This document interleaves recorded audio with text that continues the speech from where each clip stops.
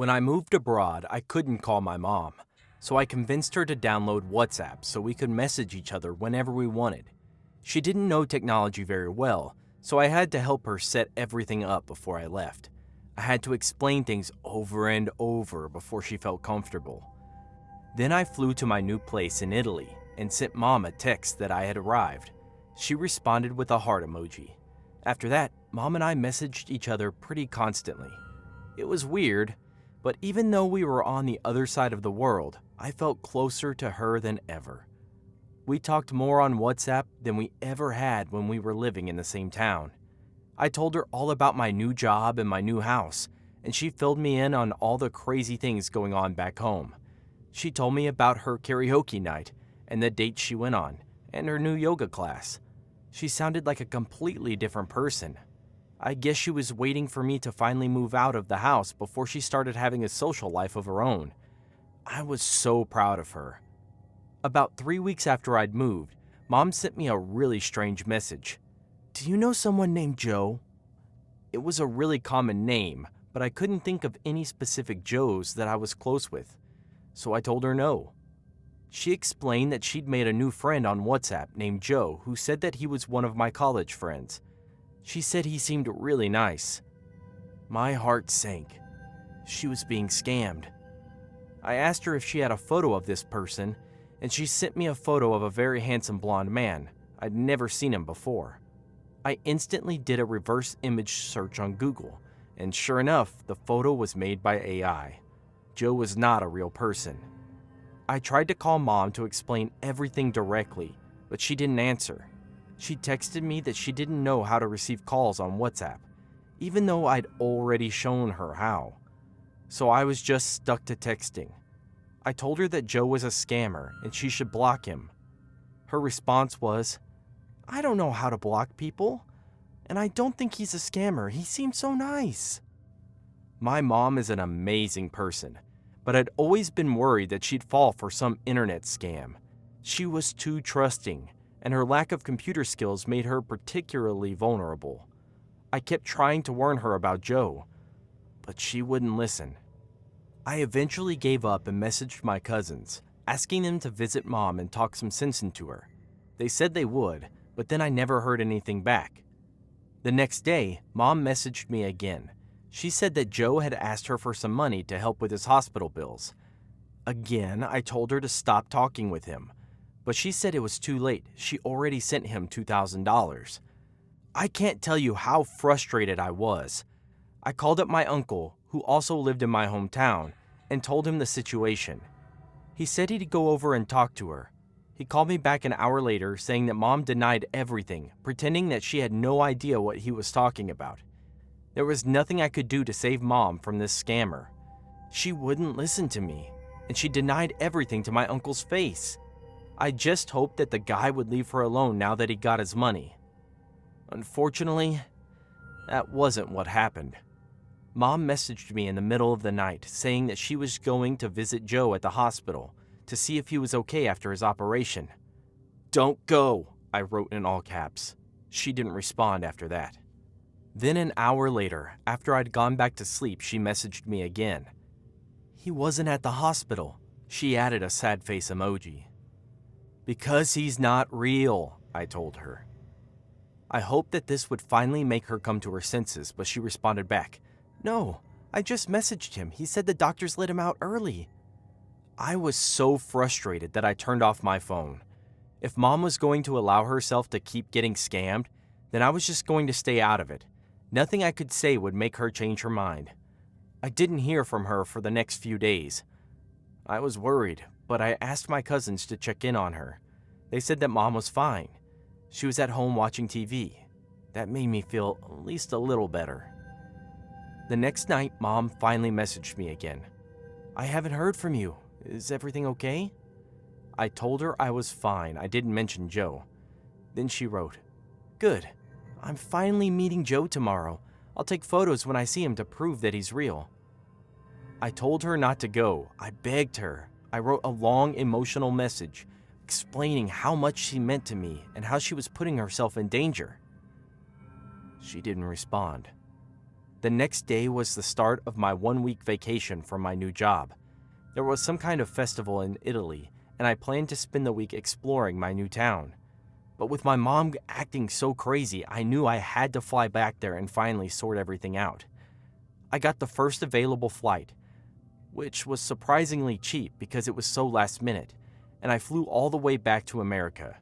The entire flight, I was furious that I had to sacrifice my own vacation to save my mother from her own stupidity. The plane landed in the afternoon, and I texted my mom to see where she was. She sent me an address. "Is this where you're meeting Joe?" I asked. "Yep," she wrote back. "Already here. I'm just waiting for him."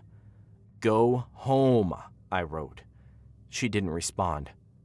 I ordered an Uber and gave him the address. We drove for half an hour until we ended up at an old warehouse on the edge of the city.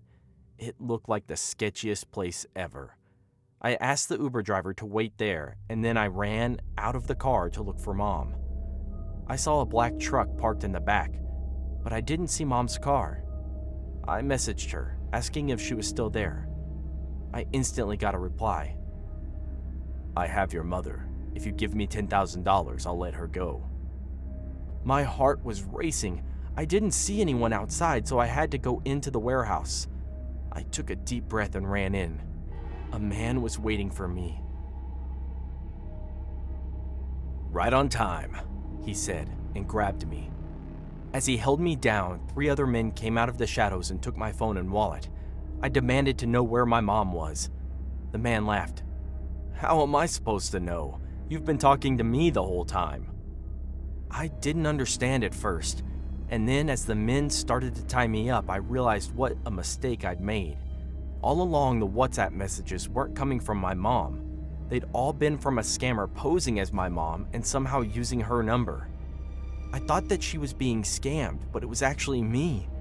I felt so stupid, and now I had no idea what they were going to do to me. The Uber driver honked his horn outside. All the men froze. "You brought someone with you?" "Yes," I said. "If you don't let me go, he'll stop you." One of the men looked through the dusty warehouse window and said, "Looks like the guy's driving away." I felt like screaming, but I couldn't. They'd shoved a dirty rag into my mouth. They kept me tied up, stole everything I had, and used my phone to drain my bank account. Then they chloroformed me. When I woke up, I was no longer tied up. All my stuff was gone. I walked back to the road and hitchhiked all the way back to my mom's place. She was shocked to see me. I told her what happened and she said, "See, that's why I didn't want to use WhatsApp. Too many scammers."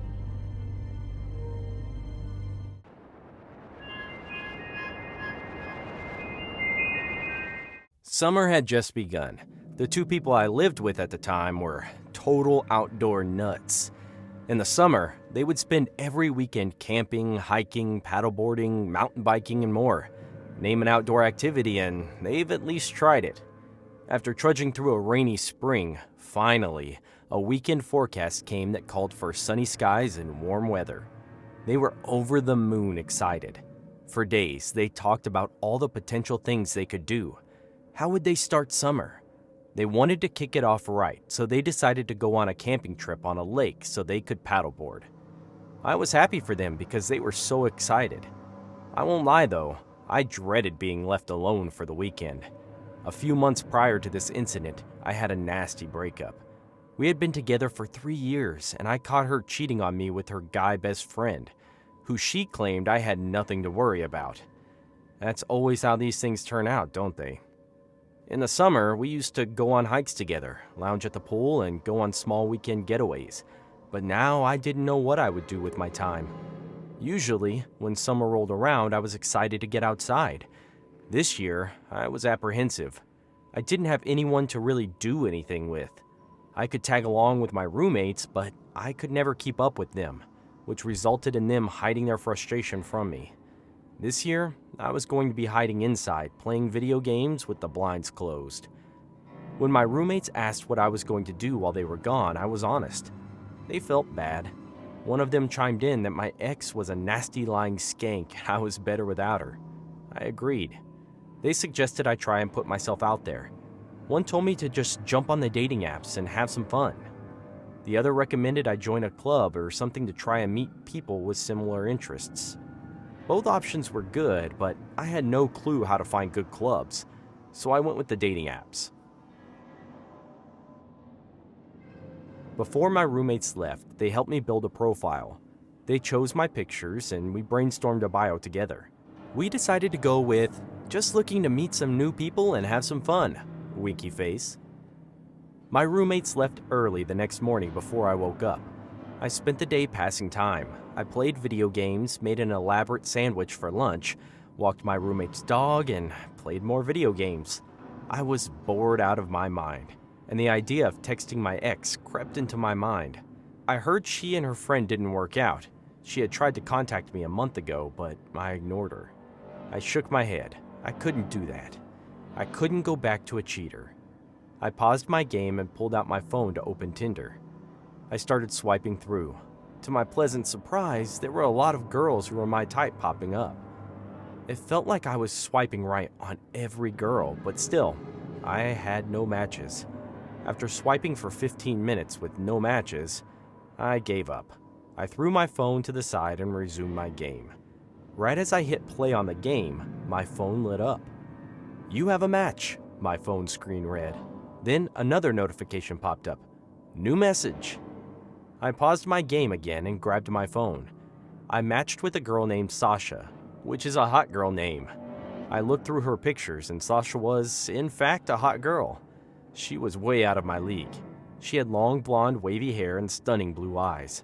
Her message was, "Hi." My heart pounded in my chest. I couldn't believe a girl like Sasha was seriously talking to me. I started brainstorming a response.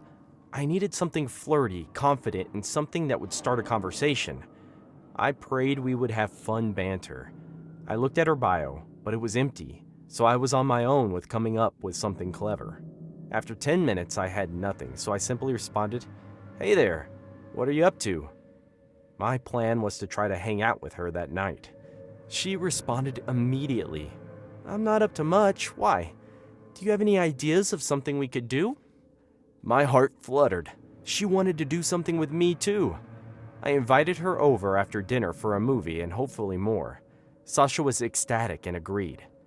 I looked around and the place was trashed.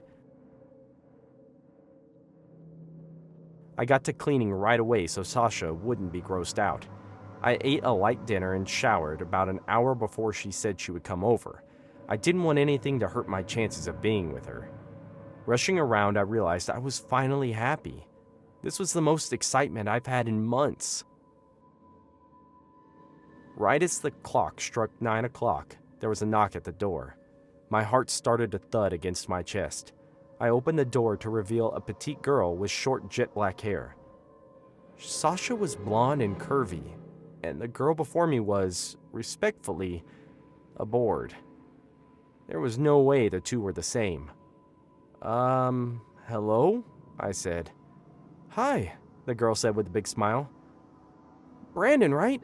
I'm Sasha." She reached her hand out to shake mine. I wondered if it would be rude to say she looked different from her pictures, but I decided to wait for the right moment. "Right, I'm happy to meet you in person." I tried to appear excited and invited her in. "Can I get you something to drink? I have water, beer, or wine." I'm more of a cocktail girl. Any chance you have something harder and some mixer?" "No, sorry, just beer and wine," I responded. Sasha opted for wine. "Oh my goodness, you know my sister!" My heart dropped. She was looking at the one picture of my ex I left up. "Britt?" I asked.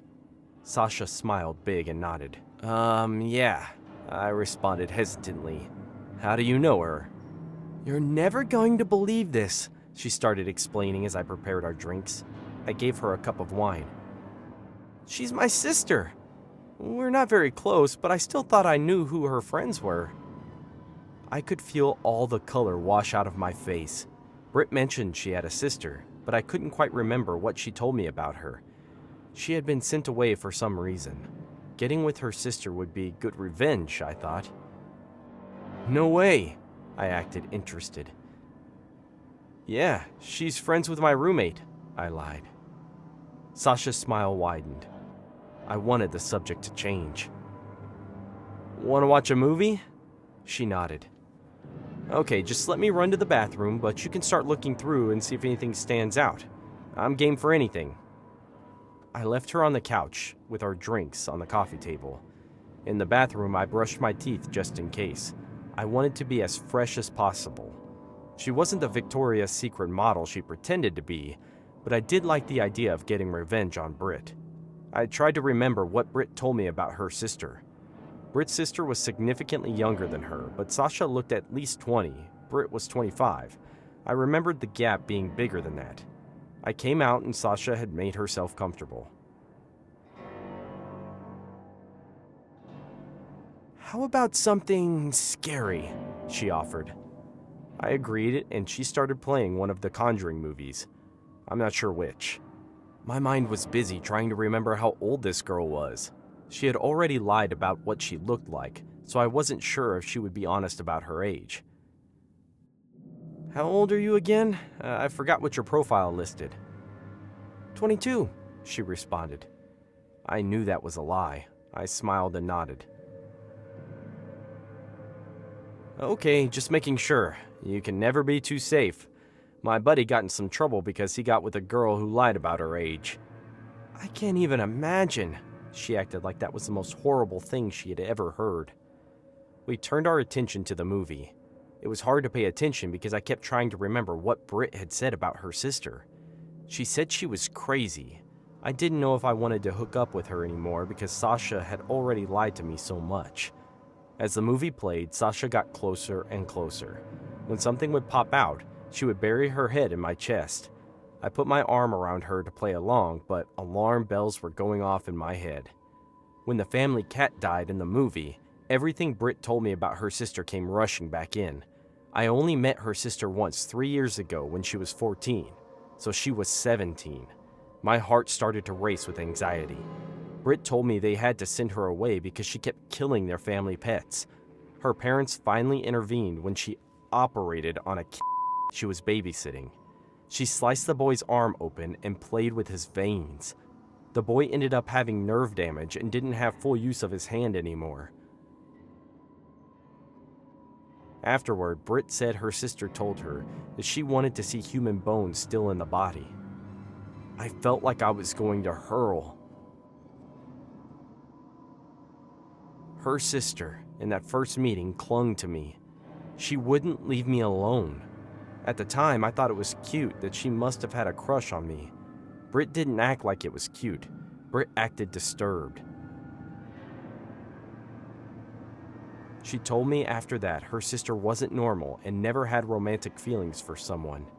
I wasn't sure what that meant. I stopped the movie. I turned to her. You know, I'm really tired. I'm sorry to cut this short, but I think you should leave. Her once bright eyes turned dark. What?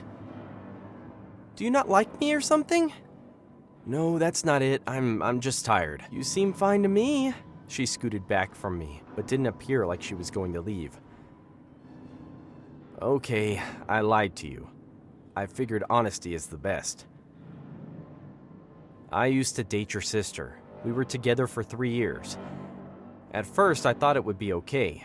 Your sister has no interest in me, but I can't shake the feeling that this is wrong.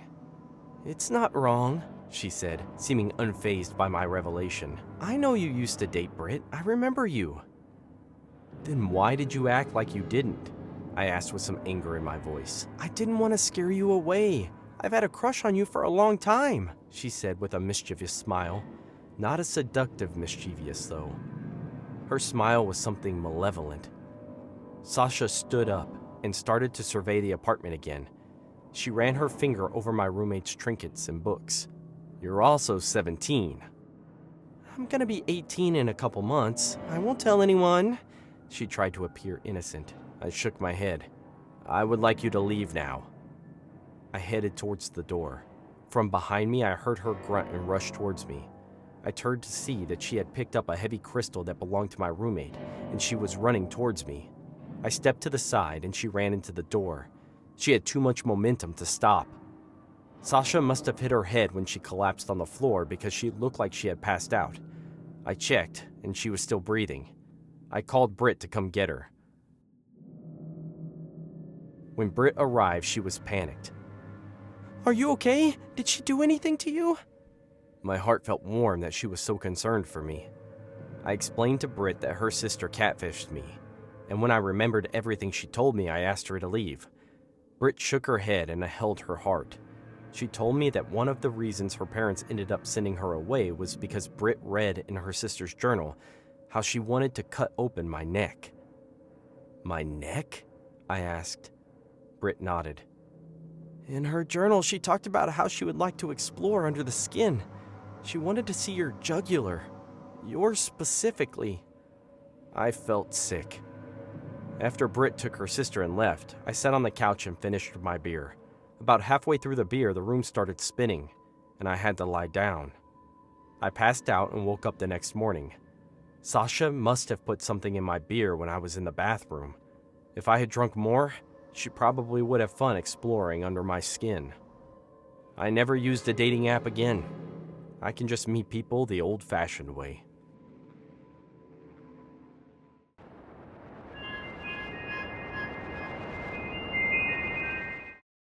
My name's Michelle. Last December, my long-term boyfriend Kai finally proposed. We've been together for years, but it still came as a surprise. Even though we loved each other very much, I knew that his mother didn't approve of our relationship. She grew up in Japan, and she wanted her son to marry a nice Japanese girl instead of an American like me. I said yes, of course. Kai was the love of my life. The day after our proposal, Kai took me to his mother, Miko, so that we could share the news.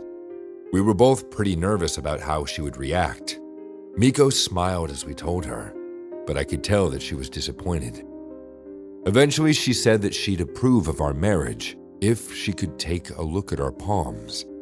Miko was very superstitious, and she believed that the lines in our palms would tell if we were compatible. I didn't know if palm reading was part of her culture or if she was just using it as an excuse to split us up.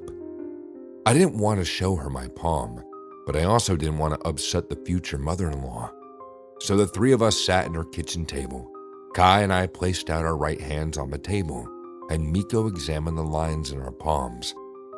After a long, awkward moment, she sighed and said, "I'm sorry, but this isn't a match. I will not approve of this marriage." Kai looked horrified, but he wasn't brave enough to argue with her. I wanted to say something, but Kai grabbed my arm and we left. On the car ride back home, I told Kai that we should just elope. I said that his mother would come around eventually. Kai didn't speak for a while. Then he smiled and said he had a plan. He explained that if his mother's only problem was our palm lines, then we could just change them. His cousin was a plastic surgeon, so I could go to him and get my palm lines redrawn. I'd never heard of this before, but apparently a lot of people in Japan get this kind of surgery. A surgeon burns a new line into the palm. I guess a lot of men do it to change their wealth lines, and women do it to change their love lines. Kai made it seem like it was a normal thing. "No," I told him. I was a professional pianist, and I didn't want to do anything to mess with my hands. No matter how safe the surgery was, I didn't want to risk it, just because his mother was being difficult. I thought the conversation was over, but Kai kept begging me to reconsider. When we were back home, he showed me his cousin's website, which was full of testimonials from satisfied customers. The surgery was cheap and recovery time was just a few days. I loved Kai so much. Even though the idea made me very uncomfortable, I eventually gave in. Kai called up his cousin and scheduled my appointment for next week. As the surgery got closer and closer, I got more nervous. Every time I practiced my piano, I kept thinking about my poor hands. The website said that there was virtually no risks to the surgery, but I had this horrible feeling that something was going to go wrong. On the morning of my surgery, Kai left the house to go shopping for all my favorite snack foods. He wanted to pamper me after the operation. While he was gone, I went online once again to read about the recovery process, and I wanted to prepare myself. Because my laptop was having issues, I used Kai's computer instead. I read through his cousin's website one more time. All the information seemed reassuring.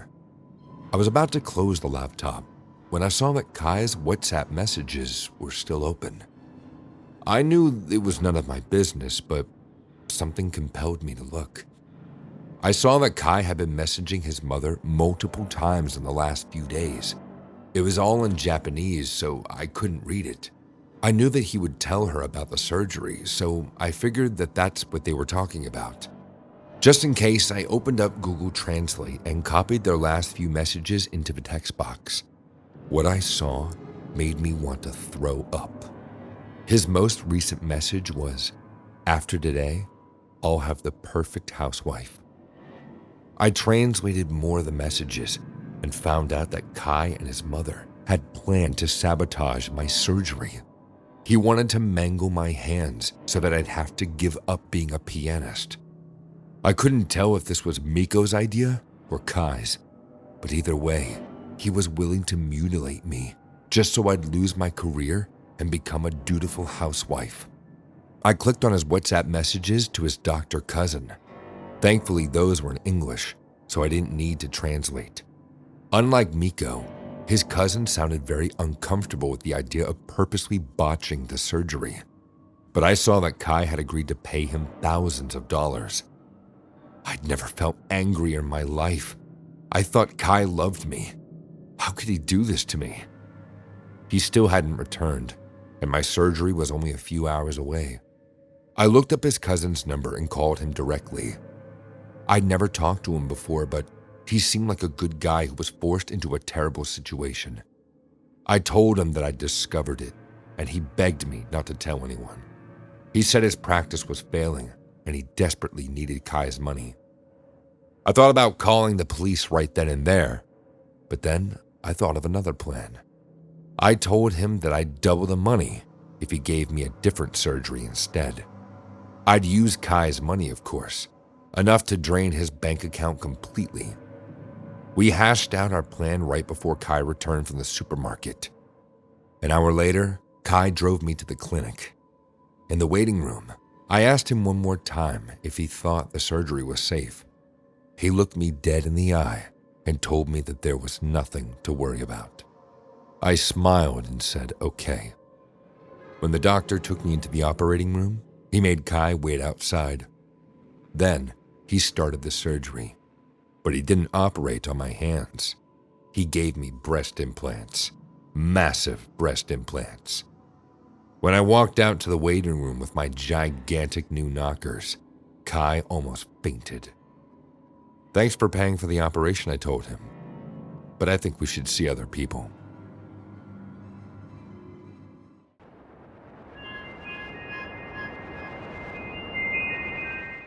It was the summer of 2009, and I had just finished college, a bachelor in business administration, and for all intents and purposes was ready to take on the world, or whatever crap adults like to sell us so we'd comply.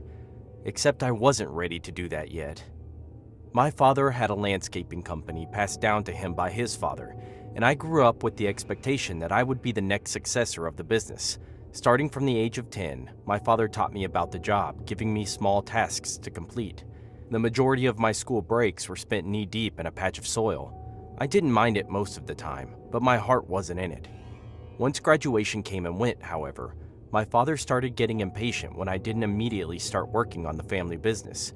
But for once in my life, I knew what I wanted to do, to take a break and experience the world on my own, something I didn't get to do before. I had my granddad's old Ford Explorer, $2,000 in cash, a backpack with camping gear, and no clear destination in sight. For the first 6 months, I drove across the country, stopping to camp on the most amazing remote locations, meeting new and interesting people, and getting odd jobs here and there as a preemptive measure in case money got tight, or something bad happened. 8 months in, I had crossed thousands of miles, visited around 26 states, and decided it was time to end my road trip. It would take a little over a week to make the way back home to Oregon, but that was on me for not taking proper care of my car throughout the journey. The old broad had died on me many times over the many months I'd been away. I took a detour on the 83 that was supposed to get me to Debris faster, but ended up getting me pretty lost. As I drove, my eyes were trained on the surroundings, searching for anything that could get me back on track, and that was my second mistake. Out of nowhere, something big crossed in front of my truck, too fast for me to fully dodge it. I felt the impact of the thing hitting the side of the car, just as the momentum caused it to tumble over, pinning the driver's side to the ground. Ah! After getting my bearings, I squeezed through the broken window of the passenger seat to get out. If I had to bet on anything, it would be on my truck being completely unsalvageable. As I finished gathering my backpack and some belongings from inside the car, a guttural screech came from somewhere behind me. The thing that ran in front of the truck, my mind supplied. Weapons-wise, all I had with me was a broken switchblade and a Swiss Army knife, so hopefully the creature wasn't looking for a fight. My prayers were soon answered when I discovered the source of the noise. A badly injured but huge mountain lion tossed on the side of the road, and by the looks of it, he wasn't going to last much longer. So I ventured closer, noticing how the creature's breathing patterns were shallower and slower as the minutes passed by.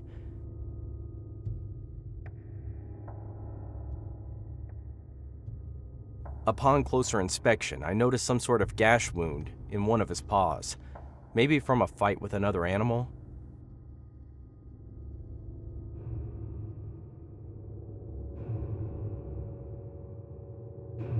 Just as his breathing came to a stop, a ruffle of leaves nearby called my attention. I looked back and saw a dog, hidden behind some bushes, peeking at me. Us. He was big and looked like one of the black and brown police dogs. And then his ears went up, as if he heard something, and immediately disappeared in between the bushes. Whatever. I had bigger worries ahead of me. Wounded, stranded, and alone, there was no other choice than camping for the night. Lucky for me, there was a relatively bare portion of the woods about a quarter of a mile ahead that would be a perfect place to set my tent. I had to work fast, but I got my tent up just as the sun died down on the horizon. I was so exhausted that I didn't even remember falling asleep. I blinked my eyes open however many hours later to the sound of broken twigs right outside my tent. I ignored it at first, still too tired to care. Besides, I was used to camping alone in the middle of nowhere, and knew that there were plenty of noises to be heard in the woods, especially at night. But not even a minute later, the noise happened again, and something about it didn't sit right. Thinking back to the mountain lion and the weird dog, I was immediately very much awake, ears glued to the fabric of the tent, searching for any trace of the sound. There it was again. The movements were slow, circling my campsite, but getting closer and closer to the center. Did animals walk around in circles like that? It felt too deliberate to be an animal. Still, I kept paying attention to the noises, the idea of sleep long gone. I was certain they were footsteps, heavy ones too. Way too heavy for a mere mountain lion or dog. Oh, it's gotta be a bear, I thought. I touched the darkness around me until I found my switchblade and clutched it in my hand. What I didn't expect was to hear a man's voice outside my tent. "Are you the owner of that pickup truck? Are you hurt?" Immediately, I felt relieved, putting the blade away inside my pocket. If this man got here, he probably had a car. I could get a ride with him to the nearest bus station and head back home. I got out of the tent and was immediately blinded by the man's bright flashlight aimed at me. His body was merely a large outline in the dark. "Are you hurt, son?" "No, sir," I said, trying to shield my eyes with my forearm. "It was a close call, but I got out unharmed." "Can't have that now, can we?" "What?" I realized what was happening 2 seconds too late, as something lunged at me, sinking sharp teeth on my ankle and twisting it around. The pain was so intense, I immediately fell to the ground as the thing chewed on my flesh. It was the dog from before. The man whistled and the dog immediately let go, running to his side. "Enough, Bear," he said, roughly patting the dog's head after offering a treat taken from his pocket. "Now, son, here's how things are gonna work. You made a mess of my kill earlier today. Now I have nothing to hunt, and Bear has nothing to eat." "What? Did you want money? Is that it? It's in the tent, man. You can..." "You aren't listening to me, boy. I don't want your damn money." "What do you want?" The noise of his shotgun cocking echoed in the dark of the forest, answering my question.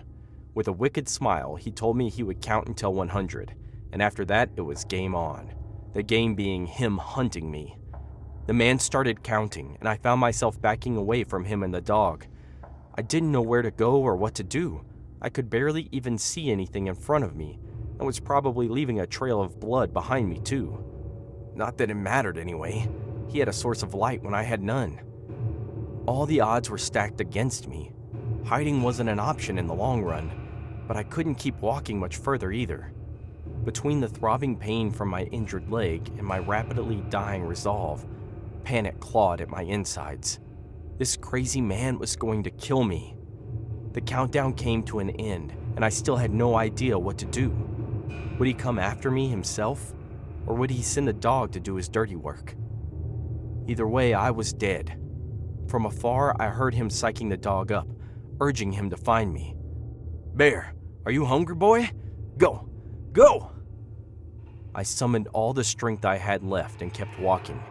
Masking my scent wasn't a possibility, especially if he had been trained to aid hunts, so my only chance was to tire him out. Easier said than done, of course, since I was the injured party. I kept walking, one foot after the other, a mix of limping and running, suddenly realizing I had been slowly and steadily going up an incline. But soon enough, there was no more ground to cover.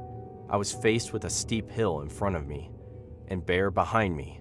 He barked angrily at me, and the shock made me stumble back, falling to the ground. The dog slowly approached me, so I took the blade from my pocket, ready to do whatever it took to survive. Looking at him up close, it was evident that he had been starved. He was still big, but most of the bulk came from his long pelt, not by any actual weight. The switchblade trembled in my hand as I pointed it at the dog. As much as I wanted to defend myself, I couldn't find the strength to actually do it. Bear was as much of a victim as I was. Damn, I can't kill him. Resigned to my fate, I dropped the switchblade and closed my eyes, not wanting to see the attack coming. I heard Bear snarling and felt a strong gust of wind beside me when he lunged at something else. By a sheer miracle, a tiny rabbit hiding in a bush behind me called his attention, and urged by hunger, he chose to attack it instead. He was completely engrossed in eating, and that would be my only chance to lure the man closer. I let out a loud, pained screech, hoping to goad him into thinking Bear had me, and it worked like a charm. I could hear him coming up the incline, panting and clearly exhausted by it, loudly congratulating the dog for his efforts. So I pulled out the switchblade again, hid behind a thick tree near where Bear was, and waited for him to approach.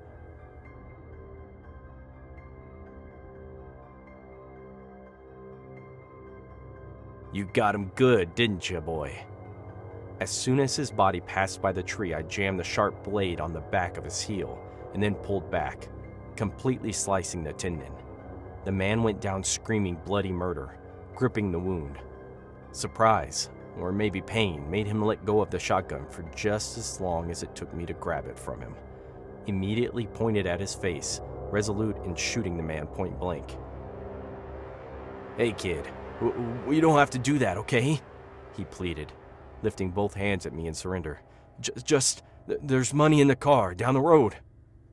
"I don't want your money. Wasn't that what you said to me?" I cocked the gun, mimicking his move, ready to shoot him. But another idea came to mind. Before he knew what was happening, I sliced him deep in the side of the stomach and took the small pouch of treats he had inside his pocket. By that time, Bear was done with his appetizer. I threw a treat at him to call his attention. He quickly found it and ate it with gusto. Then I shoved a few of them inside the open wound of the man's stomach, as he screamed and thrashed in agony. "Are you hungry, boy?" I asked, before tossing treats beside the man as a trail. And Bear quickly followed, I wasn't that much of a sadist to stick around, but as I walked away, all I could hear were the man's desperate screams echoing through the woods.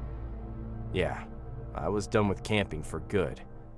Maybe landscaping wasn't that bad after all.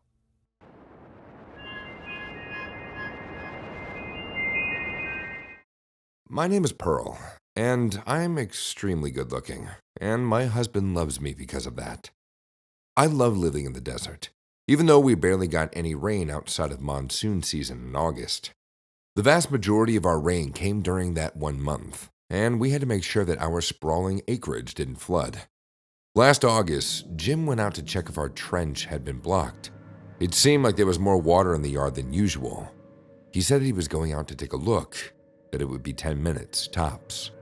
But he never came back. I waited for about 20 minutes before I went outside to check on him. It was pouring rain, and I had to trudge through water up to my ankles. I looked around our backyard and didn't see him. I went all the way to the trench that ran across the back of our property.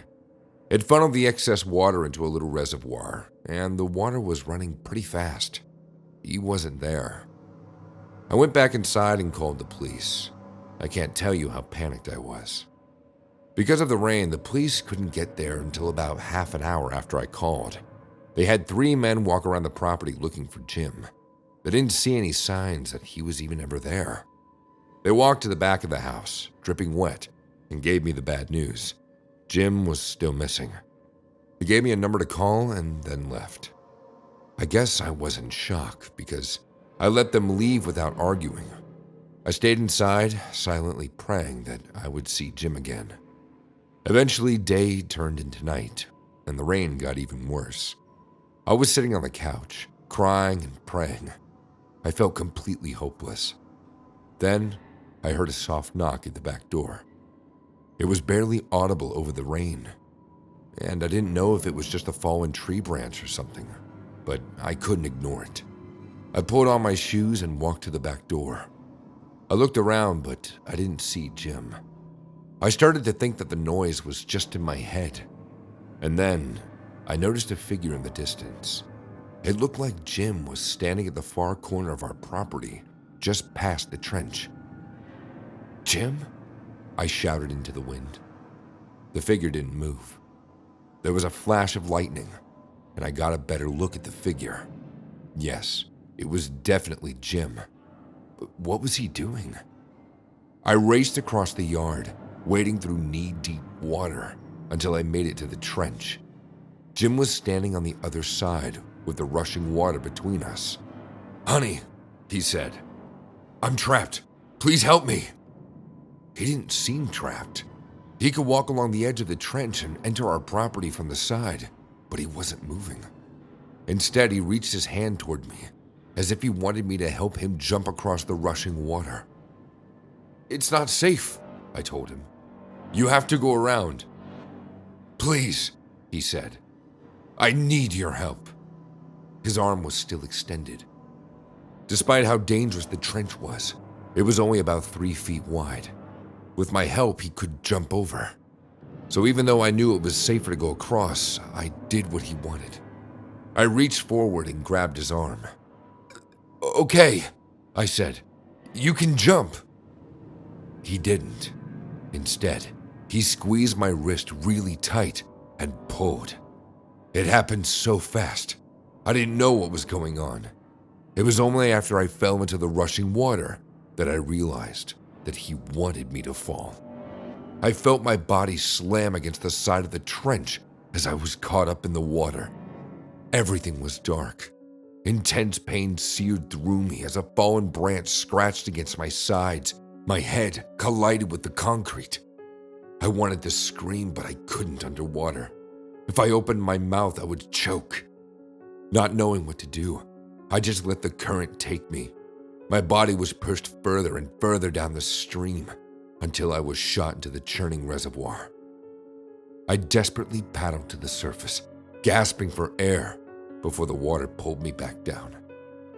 I was so close to drowning, but I grabbed onto a tree trunk at the edge of the water to steady myself. With all my strength, I pulled myself out of the muddy reservoir. I was bleeding, bruised and covered in mud. I couldn't see out of one of my eyes, and I didn't know if it was covered in mud or if it had been swollen shut. Slowly, I limped back towards the house. When I got to the front of our property, I saw the same police car parked outside. The 3 cops that had helped me earlier were sitting on the porch with Jim. He was wrapped in a blanket, talking to them. No one noticed me. I guess she thought I had fallen into the trench, I heard him tell the police. She was out there looking for me, but when I went to go get her, she fell in and drowned. He kept talking, but I couldn't make out his words because he was crying so hard. One of the cops patted him on the shoulder. "It's okay," he said. "I'm sure we'll find her body." I couldn't believe it. Jim was never missing. He had this all set up so he could drown me and pretend it was an accident. He used the monsoon as both his alibi and his murder weapon. "I don't know what I'm gonna do without her," he wailed. Now all 3 cops were trying to comfort him. I felt sick to my stomach. I couldn't watch this anymore. I thought Jim and I loved each other. I guess I was wrong. I stepped forward and loudly cleared my throat.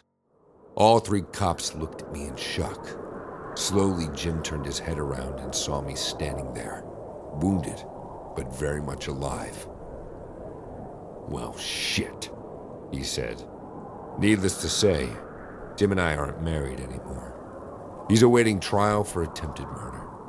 And after that storm, it hasn't rained since."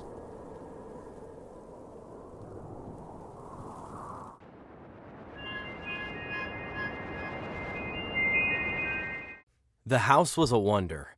An old lighthouse, still functional, renovated into an Airbnb. We got it. The water such a deep green it drew you close, to the edge of a cliff. A whole wall of nothing but windows looked out over the ocean. Drawing near to the opening, I saw a wraparound deck with a hot tub. "Daisy, what do you think?" "It's amazing, Dan." Dan went out of his way to get this place. He even invited my 2 best friends to join us. Star and David came in the door at that moment. "Oh, what a view!" Star ran over and pressed her nose against the glass, leaving a nose print. She giggled.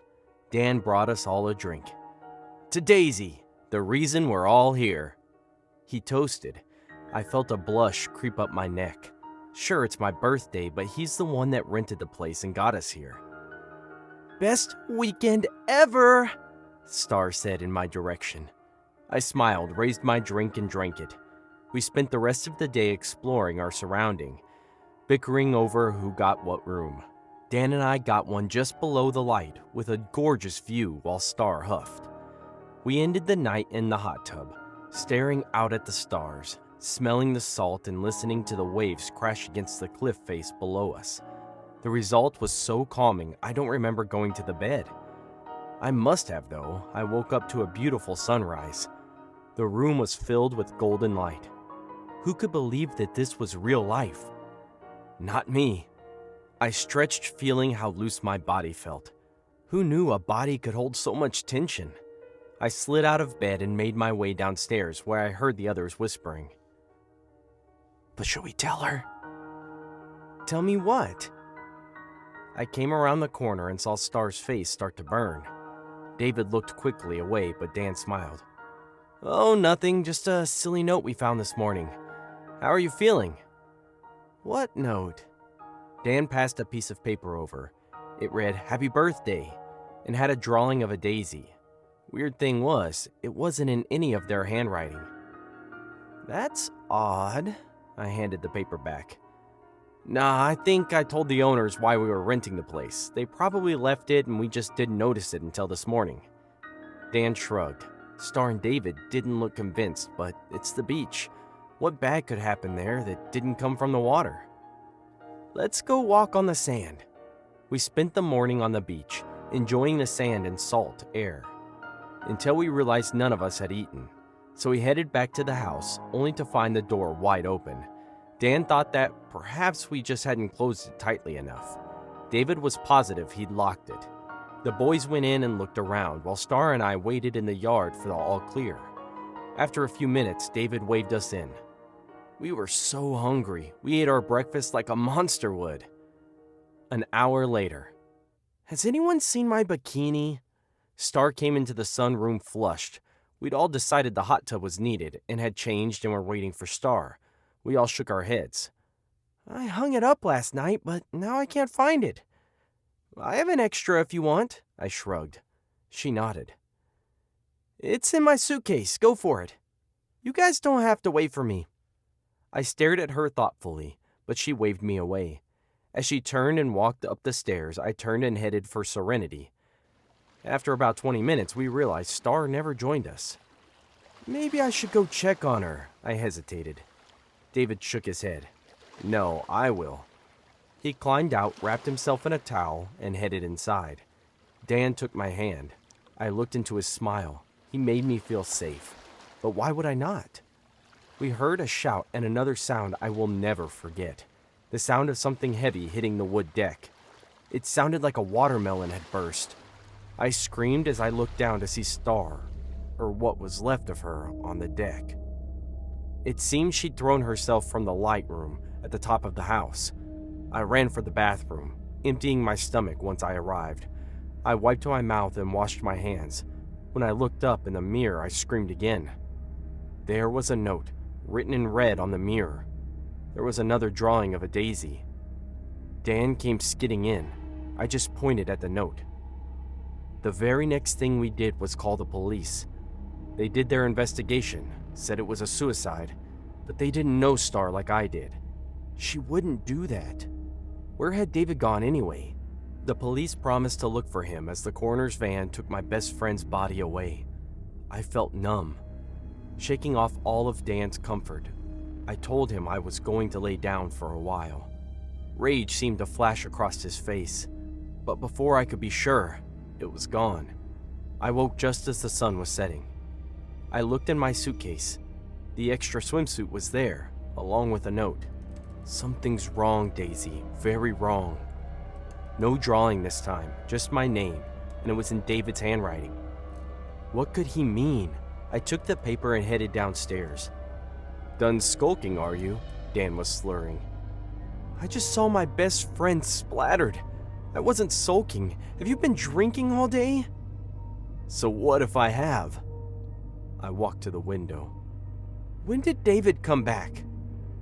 There he was, sitting in the hot tub, without a care that his girlfriend was dead. Dan giggled. Why don't you ask him? I opened the door, my hair raising as I walked out. There was a heavy scent of iron in the salt air. David? Nothing. No response. I crept closer. Something felt very wrong. David? It came out as a whisper this time. Suddenly I saw the reason for the scent of iron. David's throat was cut.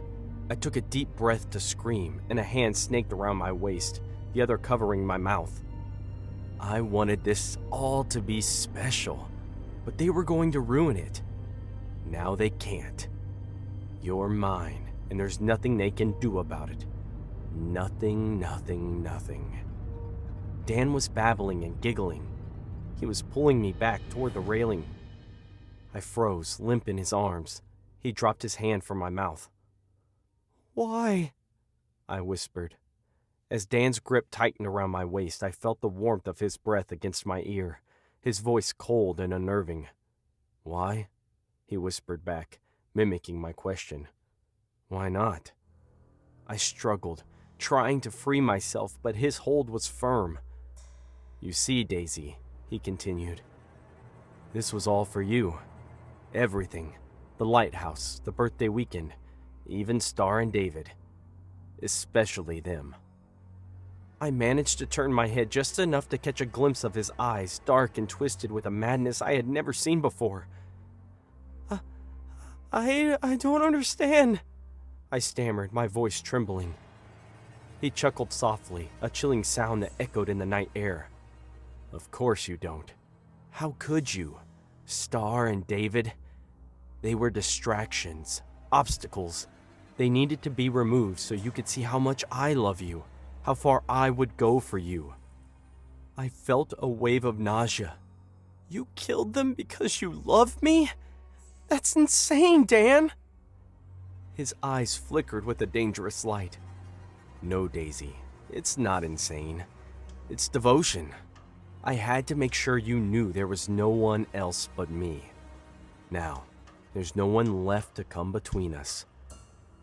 He began to drag me towards the edge of the deck, towards the cliff. Panic surged through me as I realized his intent. I struggled harder, adrenaline fueling my efforts. Please, Dan, don't do this! But he was relentless. I wanted to make this a special birthday, one you'd never forget, he hissed. And it will be, for both of us. As we reached the edge, I knew I had only moments to act. I stomped hard on his foot, surprising him enough to loosen his grip. I twisted free and ran, my heart pounding, but Dan was right behind me.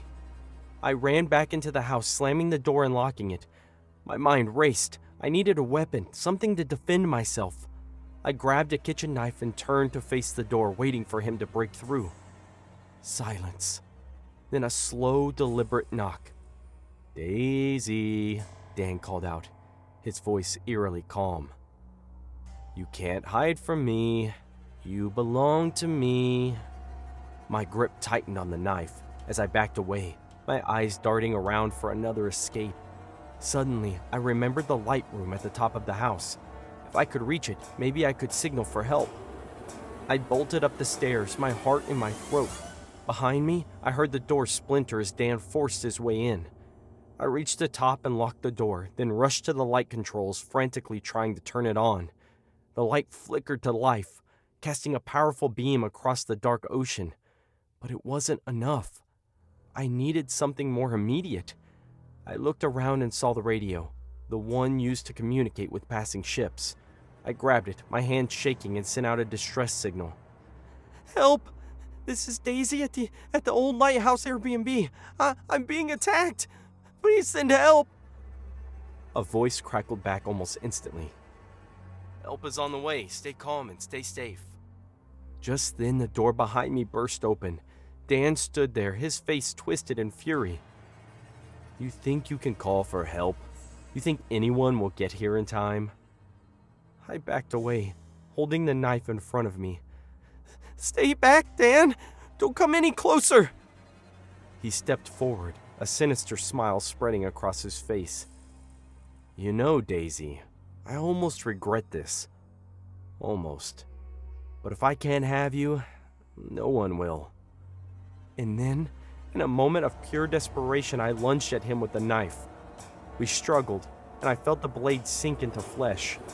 Dan's eyes widened in shock as he stumbled back, clutching his side. Blood poured from the wound as he fell to the floor. I dropped the knife, my hand shaking uncontrollably. "Why, Dan? Why did you do this?" His breaths were shallow and labored. "Because, Daisy, you were always meant to be mine." His voice trailed off as his eyes glazed over. I sank to the floor, sobbing uncontrollably. The light from the lighthouse continued to sweep across the ocean, a beacon of hope and despair. The sound of sirens grew closer, but it was too late. The birthday weekend, meant to be a celebration, had turned into a nightmare. And I was left with the horrifying realization that the man I thought I loved was a monster. As the police arrived and began their investigation, they found one final note, hidden in Dan's belongings. It was a drawing of a daisy, with a message scrawled beneath it in handwriting that wasn't Dan's. "You're not the first, Daisy, and you won't be the last."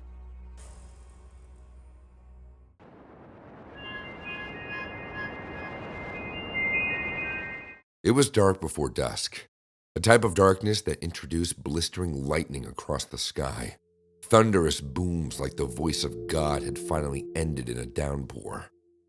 When I was much younger, I had lived for such nights because it meant that I was going to have a cozy night resting, tucked in the warmth of the shelter around me. But as a grown-up, it was an inconvenience at best and an irritation at worst. especially on nights when I had planned for activities. Becky was the first to call my attention to the rain, and she canceled. It felt like a dagger to my chest because I had planned for the evening to such detail that it felt like I had a mouthful of salt when the call dropped. "I'm sorry, Emily. Roads are usually slippery after the downpour, and I can't come," she said. The call dropped before I could negotiate some other means to get her to come. I felt so much dejection from that call with Becky that I didn't even feel like setting dinner up anymore for Sarah and myself. The odds that Sarah would cancel were high, so I didn't have my hopes up, and I didn't hear anything until late into the night. I tossed everything back into the freezer and set the house back to its original state before the evening. Then I tried to sleep, but it eluded me. It was the worst because it felt like torture that I could not escape. To be in such a big house and to be so lonely as it rained. "God damn it," I cussed and picked myself up from the bed when I had enough of feeling pity for myself over the incident. I carried myself from the bed, and with a mind aimed at nowhere, I grabbed my keys from the counter and stepped out of the house for a drive. I hopped into my car, not knowing what the heavy downpour had for me, except for the fact that my mind was fogged with the loneliness, and I needed temporary escape from it. I was numb to the car engine revving with such animation, and when I put the car in drive out into the street, it was a blur until I caught something just within my lane of driving down the road. "Damn you!" I yelled as I swerved the car sideways, pulling on the wheel as hard as I could. The tires squealed on the wet tar, and the car drifted until it finally stopped when I slammed the brakes. The first emotion I felt was intense annoyance, carried over the disappointment of friends not showing up to a sleepover that I had organized. I was so overcome by rage that I wasn't thinking clearly when I stepped out of the car into the rain. The downpour felt like pellets on my skin. Still, I marched on until I was beside the person on the floor. He laid still, draped in a jacket that was drenched. My anger waned when I was curious. I wondered why anyone would be out in the open like this, laying down in the rain as he was. I assessed him before making a move on tapping him in the shoulder. "Hey, mister, are you okay?" I touched him, and he was stiff to the touch. My brows compressed in confusion. I tugged him on the shoulder, and he turned to lay flat on the floor, as white as snow from being beaten by the rain. In an instant, I could tell what was wrong. His throat was slashed, and the marks were as sinister as my worst nightmare. He had been so drained of blood, his skin patched. My body shook from the horror of what I saw. Fear was rapid, and it numbed me to my senses. Instinct kicked in, and all I could think of was escape from whatever this was, or whatever it was that killed him and slashed his throat. I stepped away from him, watching as the rain beat down on his dead body and washed the blood away from the crime. When I was a few feet away from him, I turned, and just beside my car was a figure, cloaked in the darkness, emerging with a smile on his lips. "Christ in heaven, what are you?" I cried as I backed up from the approaching figure. "Nobody. That is what I am," he said. Then, he went on to ask me what I thought about the rain, all the while insulting me by calling me a stupid pig. He said that I could have gone on my way, and we would have never crossed paths. He said it with a casualness that informed me that he was not just a regular murderer with an appetite for violence. I was dealing with a killer who had a crazed lust for it, just as one would have for food or a thirsty throat would long for water. "Two pigs in one night. You have no escape and you know it," he said as he basked in the rainy downpour, covered in the darkness of night. "You know one thing about water? It washes away all dirt, including you." I turned and ran as fast as my feet would carry me. I felt every moment of my life roll into a reel that flashed before my eyes. Tears from my eyes flowed with the rain as it washed it away. It was a difficult thing to run away from death that so eagerly wished to consume me. I found my feet suddenly weary to carry me all the way home. It was a blur, and I lost all my senses, but for that one directional compass. The terror of my night, the one whose face I hadn't seen, chased after me so intensely that I fell on my face on the walkway. "Please," I begged, beyond all wits' end and desperate to live. My pleas were loud, but the rain drowned me out. It was hopeless with each breath that I drew into my lungs. I felt a curtain close around me. The things that mattered half an hour ago did not matter when I finally saw his face. His eyes were gray and deep, sunken into his bony face. His hands bore a cleaver, and he laughed hysterically as he ambled towards me. He begged more than you did, that little pig. He cried as I slit his throat. I had to taste some of his blood, you know, feel his fear. He whispered as he finally settled to take his prize. A rocking shot sent shockwaves through my chest. I watched him stagger, disbelief making my head spin. The bullet wound in the middle of his head dripped blood, which the rain washed away. He tumbled over and fell as I gasped. "Emily, are you okay?" Sarah called out, and I had never been more happy to see my friend. I rushed up and fell straight into Sarah's arms with relief. "He killed someone. He was going to kill me," I blubbered. "I call the cops," Sarah said. "Then we'll get to your car. Let's get out of the rain."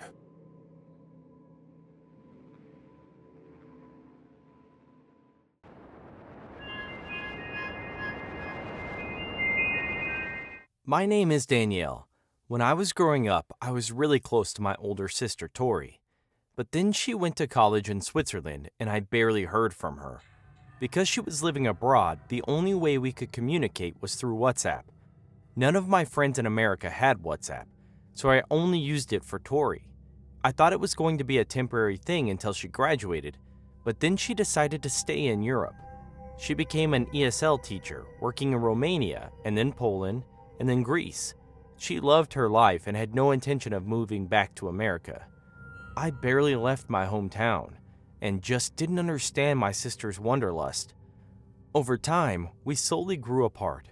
We still messaged each other, but our voice calls became less and less frequent. We simply didn't have anything to talk about anymore.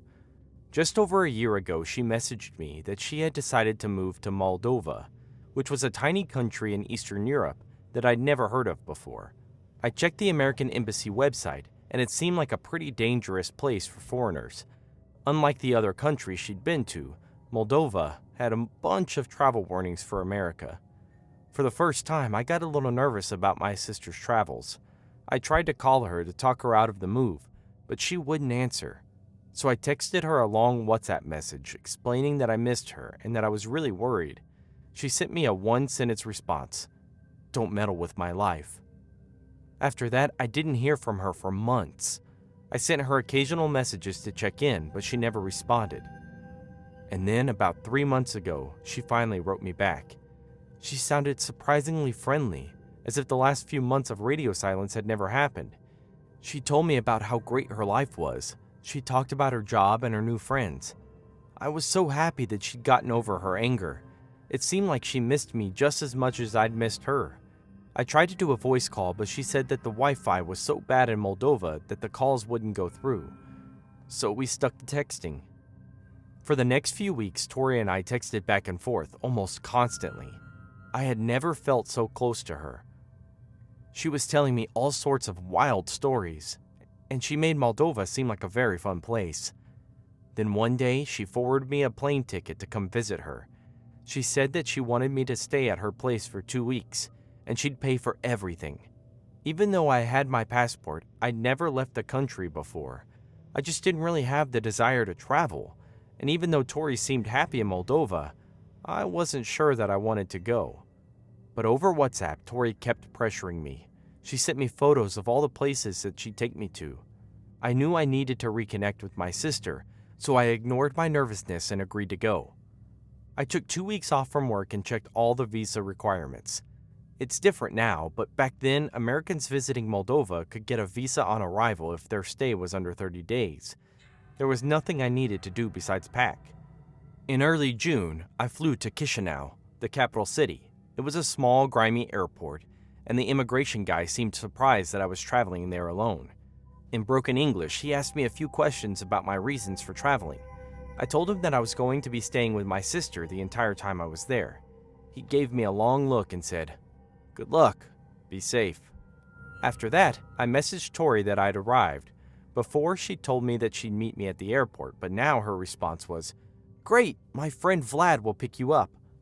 Then she sent me a photo of Vlad's beat-up Soviet-era car, which was already waiting for me in the parking lot. This made me nervous. I tried to call Tori directly, surprised by how fast the Wi-Fi was at the airport. From what Tori had said, the whole country had spotty Wi-Fi. But that didn't seem right.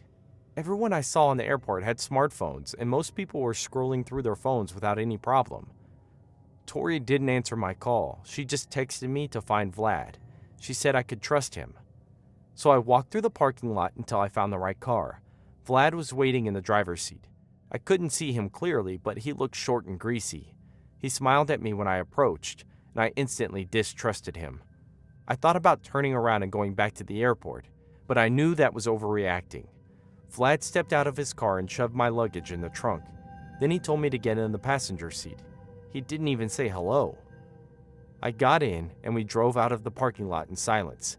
He kept glancing over at me, but he wouldn't say anything. I tried to ask him some questions, but he just smiled and laughed. I figured he didn't speak English. We drove through the city for much longer than I'd expected.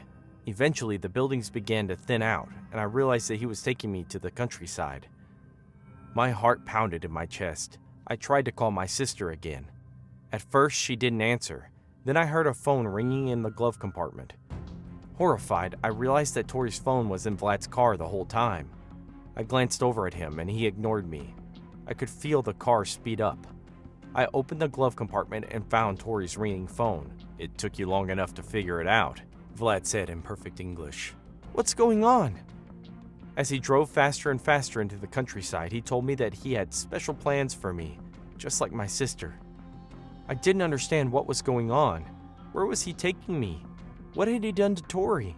I had so many questions. I asked him, "How long have you had my sister's phone?" "Since the day she arrived," he said. I let those words sink in. All this time I wasn't texting Tori. I was texting this psycho pretending to be Tori. "Where is she?" I demanded. "You'll find out soon enough." We were on a long straight highway with empty fields on either side. We hadn't passed another building in miles. I knew I had to find a way to escape. In a panic, I did the only thing I could think of. While he was still driving, I yanked on the parking brake. The car slowed down a bit, but not by a lot. Then I opened the door and jumped out. My body slammed against the dirt ground, gravel and rocks tearing into my skin. I knew my arm was broken. One of my legs probably was too. I'd never felt more intense pain. But at least I was out of Vlad's car. I saw the car slow down and then make a U-turn. He was coming back to get me. But as he turned, another car was driving in the opposite lane. With my left arm, the one that wasn't broken, I waved for help. The car slammed to a stop right next to me, and a large, hairy man rushed out of the driver's seat to see if I was okay. As soon as he got out, Vlad's car turned back around and sped away. The man talked to me in a language I didn't understand, and then carried me into his back seat. He drove me back toward a hospital in the city. After the doctor sewed me up and gave me a cast, the local police came to ask me what had happened. I told them the whole story, and they didn't look surprised. I guess this kind of thing happened a lot in Moldova. "You're very lucky," one policeman told me, even though I had 4 broken bones and needed a skin graft. "Will you look for my sister?" I asked him. "We'll try," he said. "But I don't think she's still alive." I spent weeks recovering in the hospital, overstaying my visa and having to pay a bunch of fines. I'm back home now, feeling a lot better, but still having to use a cane. I know that Tori is gone forever. I miss her so much, and the worst part is, I still don't know what Vlad had done to her.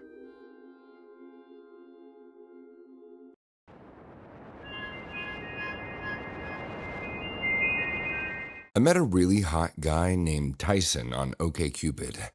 We chatted for a bit, and he seemed like the perfect guy. Handsome, successful, funny. I'd just gotten out of a horrible relationship with my ex-boyfriend Raymond, and I really needed to get back into the dating scene. We arranged to meet up on a Friday night. I got a new outfit, a haircut, and determined to make a good first impression. We were supposed to meet at a fancy fresh restaurant in town, but when I pulled into the parking lot, I saw that the building was closed. Tyson stood at the entrance with an apologetic look in his face. "I'm so sorry," he said. "Today's Bastille Day over in France, so I guess it's closed? I thought you made a reservation." He shrugged. If he weren't so handsome, I'd be really annoyed. He pointed over to a McDonald's across the street and asked if we could go there instead. I was way overdressed for a fast food restaurant, and I did not want to eat burgers and fries on a first date. But I didn't want to come across as difficult, so I nodded and we walked across the street. I hadn't been inside a McDonald's in years. I didn't eat red meat, and I hated anything greasy. When we got to the counter, I ordered chicken nuggets and a Coke. Tyson got a combo meal. When we sat down, Tyson apologized for how the night was turning out. I assured him that everything was okay, but I think he could tell I was annoyed. We chatted for a while as they made our food, and my annoyance quickly disappeared. Tyson seemed like such an interesting person. He told me all about his job as a speech therapist and his travels through Europe. Even though we were all alone in a greasy-smelling McDonald's, I was really enjoying our time together. We got our food and I ate a couple of nuggets before giving up. I didn't like them. Tyson wasn't eating much either. Slowly, the conversation shifted towards my life. Tyson asked me about my job and my family. My life wasn't nearly as exciting as his, especially since I'd spent the last few years with Raymond. One of the worst parts about our relationship was how he stopped me from doing anything that I wanted to do. When I was still with Raymond, we always hung out with his friends, did what he wanted to do. He'd constantly make fun of my interests. It felt so great to finally talk to a guy who seemed genuinely curious about my life. Things were going so well until Tyson asked me about my sister, Tara. I immediately knew that something was wrong. How did he know my sister's name? I tried to think back of our text messages. Maybe I mentioned Tara and forgot about it? I had to be certain. So I said, "She's still in Nebraska. She's doing great." "Oh," Tyson said. "I thought she lived in Washington." She did. The Nebraska comment was a lie, and now I knew for sure that Tyson was keeping tabs on me. He looked confused. "What's wrong?" "How do you know where my sister lives?" Tyson nervously looked around the restaurant. Then he looked me right in the eyes and said, "I'm sorry." I didn't know what was going on, but I felt unsafe. I threw down my napkin and walked towards the door. "Wait," he called after me. I didn't. Tyson jumped out of his chair and raced towards me. He grabbed me by the shoulders and pulled me back inside. "Get off me!" I screamed. The cashier was in the kitchen, and I prayed that he could hear my screams and come running. "Stop," Tyson said, as I struggled to pull out of his grip. "Just listen, okay?" "Who are you?" I demanded. "I'm Tyson," he said. "I didn't lie to you about that, but your boyfriend Raymond, he's my cousin. He convinced me to take you here." Now that his face was close to mine, I could see the resemblance. Tyson had the same dark, wide-set eyes as my ex. I pushed him with all my strength and ran back toward the door. "He's waiting outside," Tyson screamed. I froze, slowly turning around. "That was part of his plan," Tyson explained. "I'd lure you here, and then when you left, he'd grab you from the parking lot. He wants his money back." "His money?" Tyson explained that I drained my ex-boyfriend's bank account and ran away with all his money. None of that was true, of course. Raymond had lied to him about everything. "I'm so sorry," he he said. I know you've taken thousands of dollars, but I can't be a part of this. What made you change your mind? I don't know, getting to know you. Even though you made mistakes, you still seem like a good person, he said. The McDonald's worker still hadn't come out of the kitchen. We were alone in the restaurant and Raymond was lurking somewhere outside. I stood my ground and waited for Tyson to back up a bit. Eventually he did. Slowly I explained that everything that his cousin told him was wrong. I never stole from Raymond. I left because he was a controlling, abusive jerk. I could tell by his expression that he finally believed me. Even though Raymond was his relative, Tyson took my word over his. He apologized for putting me in this situation and promised that he'd protect me. Together we walked outside to talk to Raymond. With Tyson next to me, I didn't feel afraid. I could tell that he was a much better person than his cousin. I saw someone move behind the dumpsters. I knew it was Raymond waiting for me. Let me talk to him alone, Tyson offered. No, I said. We'll talk to him together. We both walked towards the dumpsters, but the man who was standing there wasn't Raymond. He was the McDonald's worker. He spun around when we approached him with both his hands raised in the air, like he'd been caught in the middle of a crime. It was an accident. I swear. I was just taking out the trash. I didn't see him. Tyson and I ran over to the dumpster to look inside and almost threw up. Raymond was in the dumpster.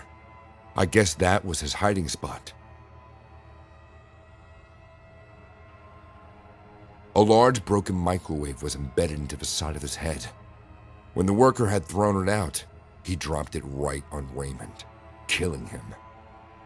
I looked at Tyson, who was sitting down in horror at his dead cousin, as he started to cry. I called 911 and explained what happened. Thankfully, the worker wasn't charged for any crimes, and Raymond's death was ruled an accident. This all happened months ago. Tyson and I are actually still together. He's a much better boyfriend than Raymond, and I've never been happier.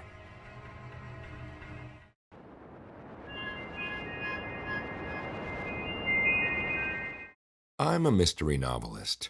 I won't tell you my name, but you've probably heard of me before, as I'm relatively famous.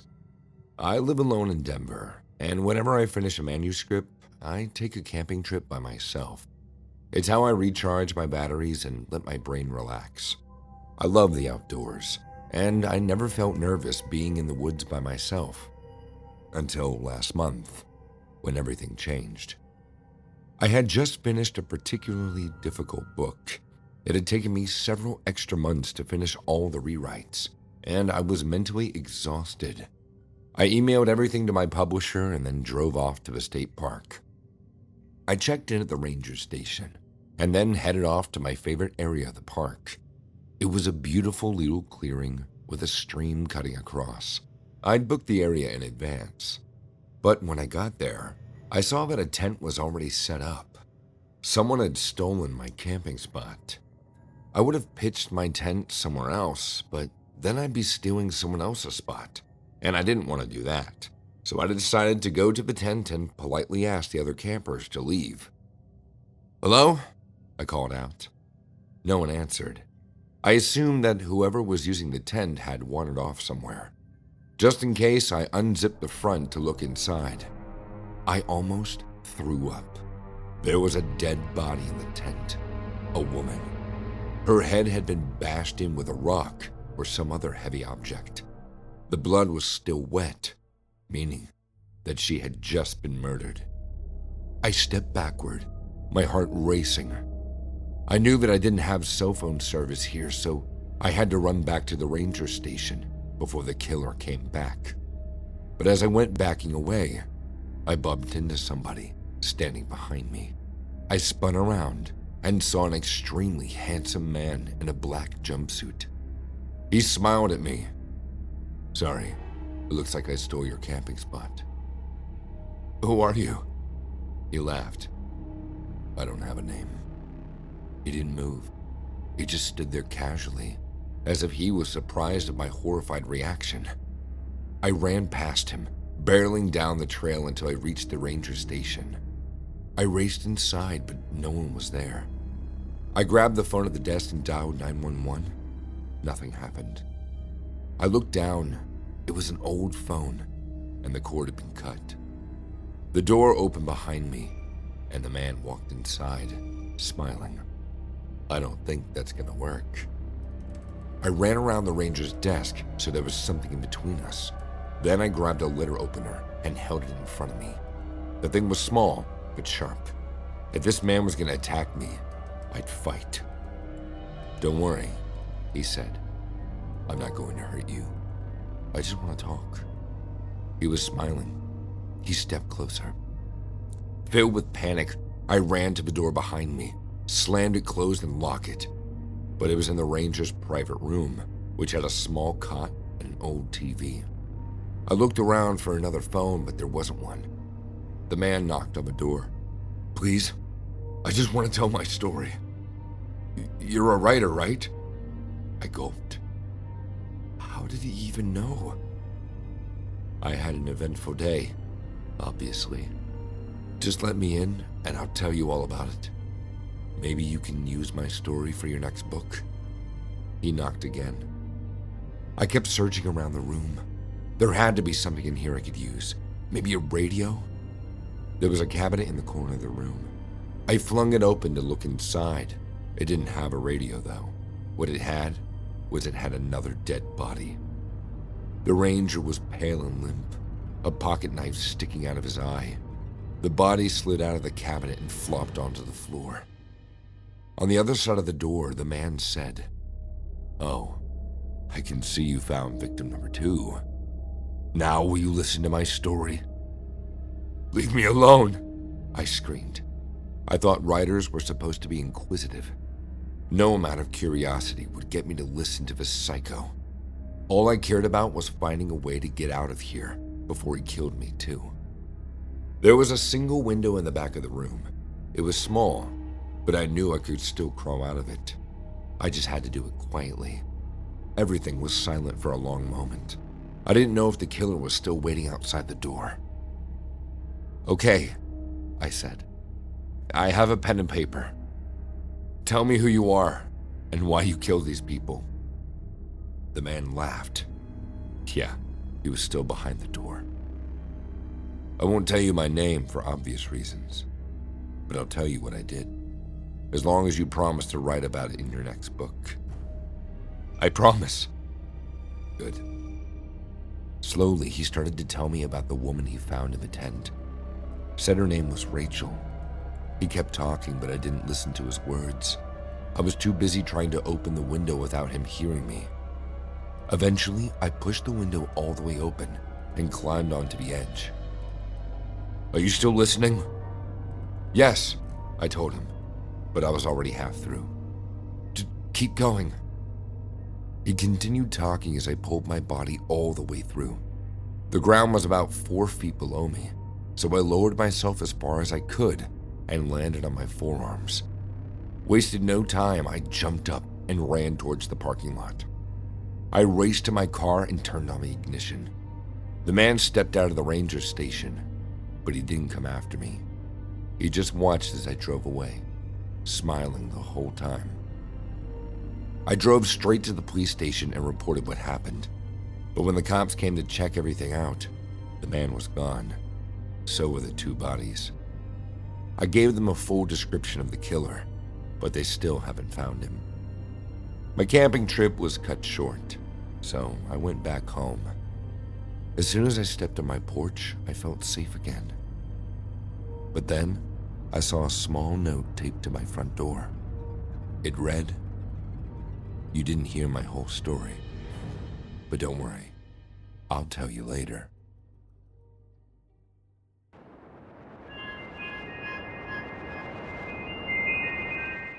With every day that passed, of the month since my father died, I sensed my small world and my short life slowly grinding to an end. The first week had come with a sharp pain in my chest. The pain from heartbreak at such a devastating loss was so torturous that I, like a wounded animal dragging myself to the teeth of the predatory hands of death, did all I could to induce an end. I am certain I did not sleep more than a few hours the entire first week when my father had died, the man whose life was the universe and a person to me. On the 7th day of my father's death, I slept. I slept so much that my heart seemed to sense some relief. The second week replaced abjection with rage.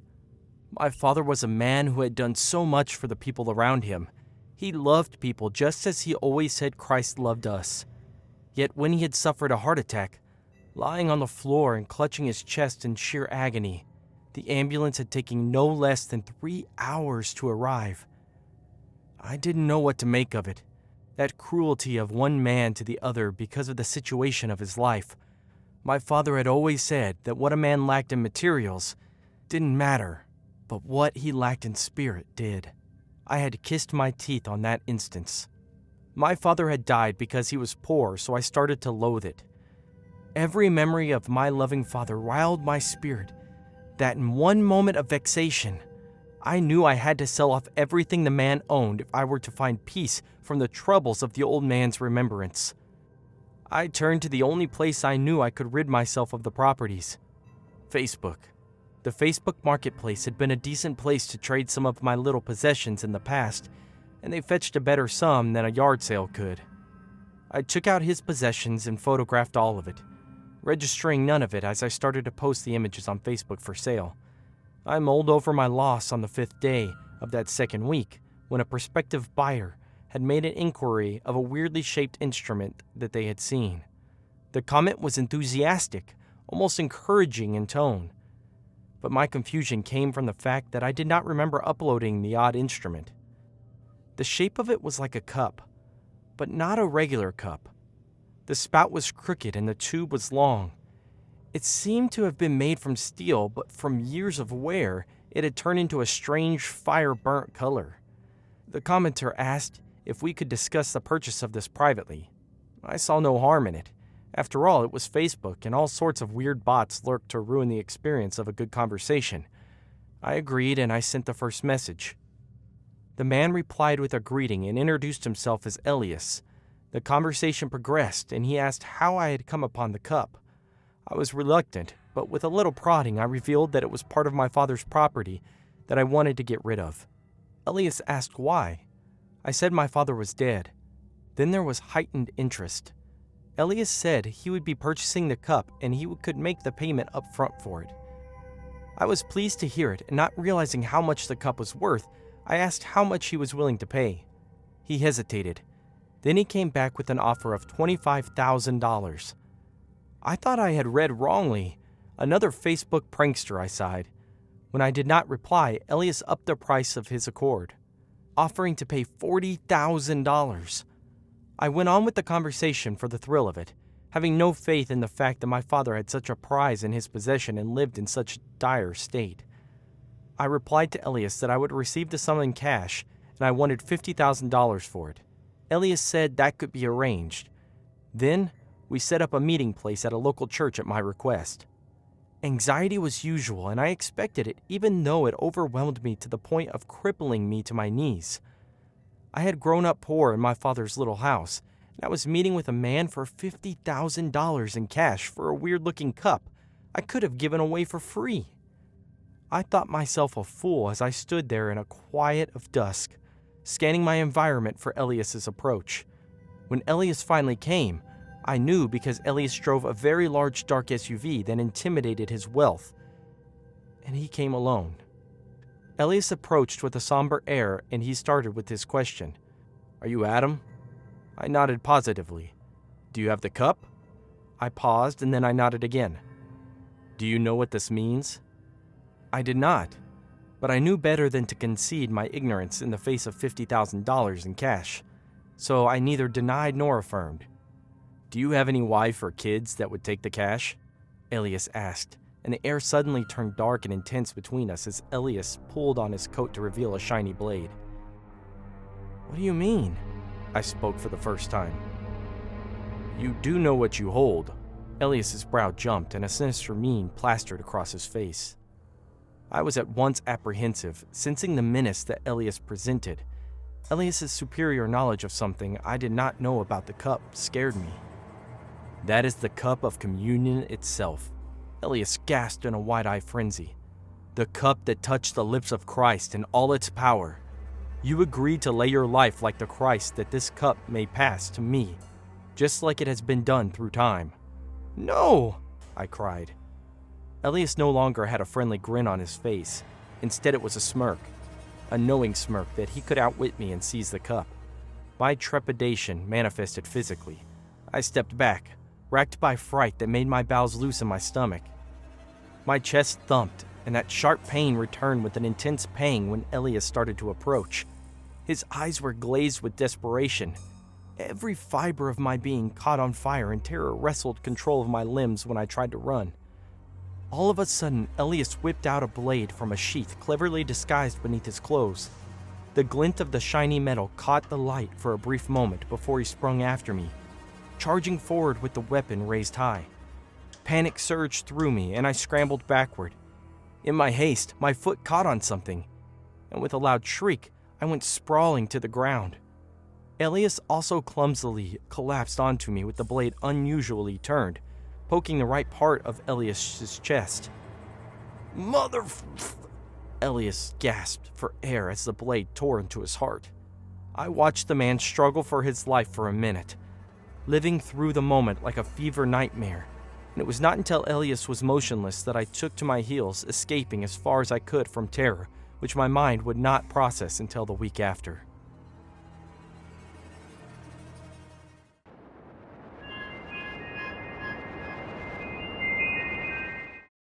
Last summer, I took a road trip by myself from California to my cousin's wedding in Texas. Normally, I'd just fly there, but the plane tickets were surprisingly expensive. I'd always wanted to do a road trip, so I figured that this was the perfect opportunity. I drove for a day straight before stopping at a hotel in New Mexico for the night.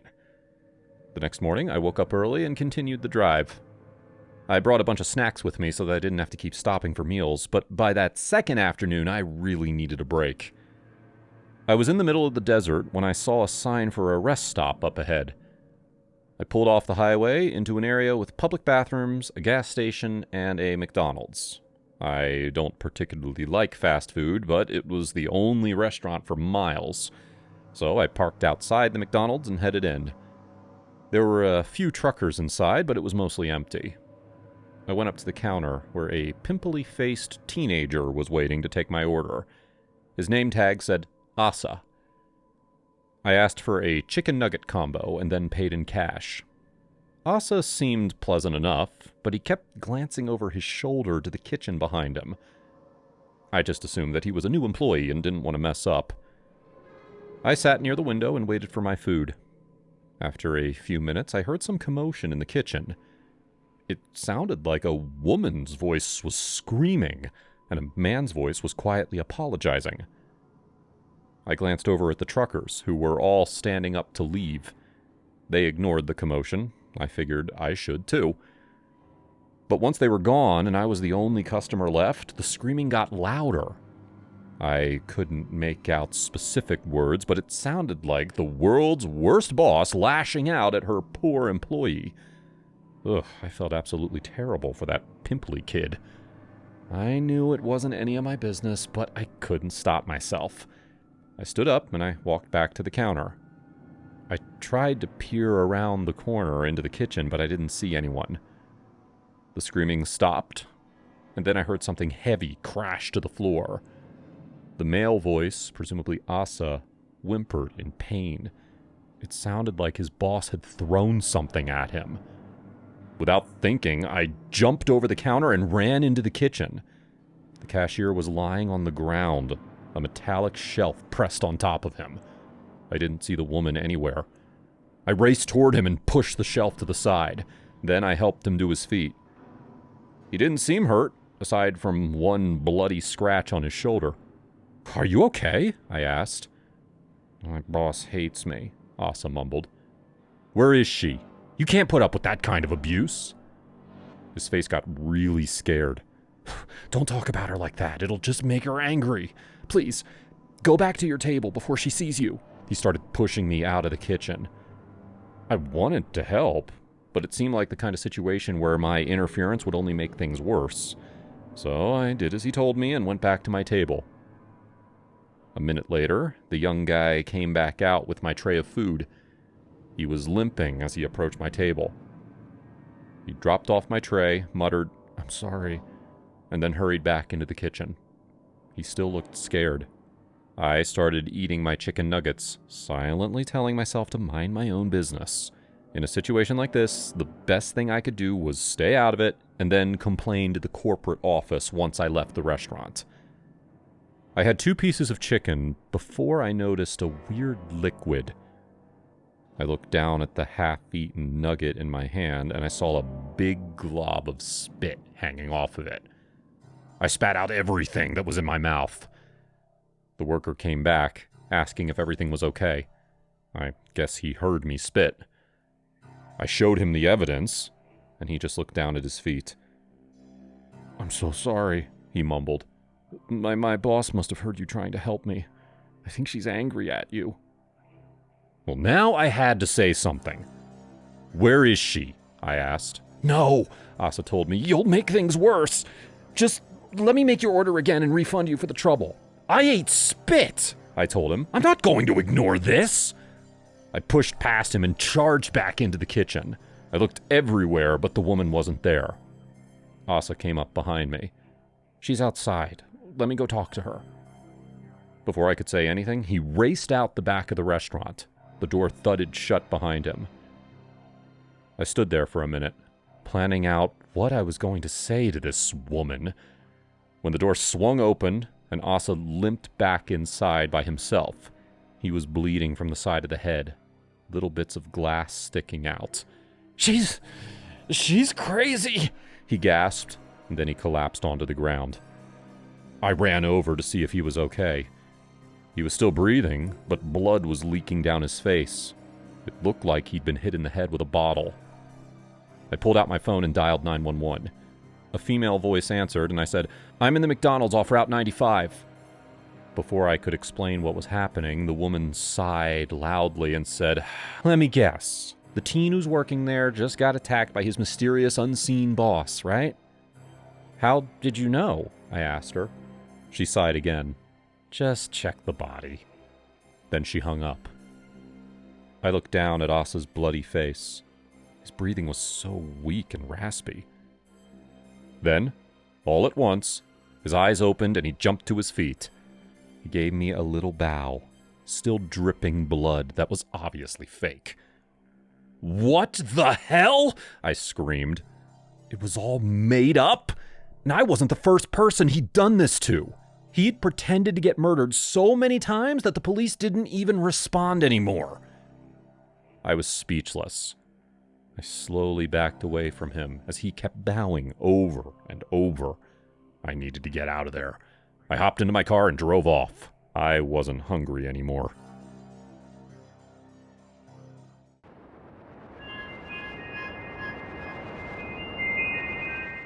My husband Tony and I were spending Saturday night at home. It was just a normal evening. I figured we'd watch some Netflix and eat leftovers. We were sitting and talking in our living room. I don't remember what we were talking about. Halfway through our conversation, Tony's cell phone rang. He answered it. Whoever was on the other line talked to him for a while, and he listened in silence. Then he said one word, "Okay." Without acknowledging me, he put on his shoes and rushed out of the house. I assumed he'd come back and explain what was going on, but he never did. I waited on the couch for about 30 minutes before I tried to call him. He didn't answer. After an hour, I was extremely confused and scared. In all our years of marriage, Tony had never done anything like this before. I eventually called 911 and explained what happened to my husband. The dispatcher listened to my story and told me that there was nothing that she could do. She told me to wait at the house until he returned. If he wasn't back by morning, I should call again. I tried to calm myself down. There needed to be a simple explanation for why Tony would just run off. Still, I couldn't stop myself from worrying. I tried to go to sleep, but I couldn't. In the middle of the night, my phone rang. I quickly grabbed it and saw that it was Tony. I was instantly filled with relief. I answered, but the voice on the other end wasn't Tony's. It was a man's voice, but it sounded fake, like the caller was using some voice modifier. "Do you want to see your husband again?" The man asked. "Who is this?" The man didn't answer. Instead, he gave me directions. He said that Tony was in the woods behind our house. He explained that Tony was safe, but that I needed to come find him. He told me exactly where to look. I tried once again to ask him who he was, but the man just said, "Be quick. You have 20 minutes. And do not get the police involved." Then he hung up. I rushed out of the house and followed the man's directions through the dark, twisted trees. I wasn't thinking straight, and I didn't even bring my phone with me. I'm always terrible under pressure, and I'd never felt more pressured than during that night. I ran through the darkness, looking around to see if anyone was hiding behind the trees. Everything was extremely quiet. Eventually, I saw a clearing up ahead. This is where the man told me to go. I was about to step into the clearing when my foot sank into the ground. I stepped on a tarp covered in dead grass. I bent down and realized that someone had dug a very deep hole in the ground and covered it up with a tarp. This was obviously a trap. Whoever had drawn me here wanted me to fall into it. I stepped back, careful not to get too close to the hole, and I hid behind a tree. This was the moment I realized that I didn't bring my phone with me. I looked all around, but everything was silent and still. For a long moment, I didn't know what to do. I saw a large rock next to me. I grabbed the rock and threw it. It landed in the center of the tarp and then sank into the hole with a loud thud. Then I screamed out in fake pain. I waited. Slowly, someone stepped out of the darkness. It was Tony. He must have dug the hole. He must have planned this whole thing. But why? It didn't make sense. Tony stood on the edge, looking for me at the bottom of the hole. Obviously, he didn't see anything. I jumped out of my hiding place and shoved him from behind. He gasped in surprise and then fell in. I heard a horrible snap as he landed. I think he broke his leg. Then I stood on the edge and looked down on him. "What are you trying to do?" I asked him. Tony started to cry. We were married for 6 years and I'd never seen him cry before. It was awful. He didn't even wipe his face. He just let the tears fall. He said that it wasn't his idea. Someone was making him do this. And if I didn't let him out, he'd be killed. I was so angry and confused to believe anything that he said. I demanded that he tell me everything, but he just cried harder and begged me to pull him free. He said he would explain everything once we were safe inside the house. Looking back, I know I should have done what he said, but I just couldn't. I lost all my trust in him. I ran back home, leaving him in the hole. Once I ran inside, I called the police. An officer arrived pretty quickly and took back into the forest where Tony was. But when I got there, the hole was empty. Tony was gone. It's been 3 weeks now, and I still don't know what happened to my husband. The police spent days looking around the forest, but aside from the hole, they couldn't find any traces of my husband. I logged onto Tony's computer to see if there was some explanation. I looked through his recent emails, but I couldn't find anything. Then I checked his private bank account and saw that someone had transferred thousands of dollars into his account on the day before he disappeared. That only left more questions. Who had paid him? And worst of all, would this person come back for me? I want to think that Tony's still out there somewhere, lying low until it's safe for him to come back to me. But deep down, I know he's gone forever.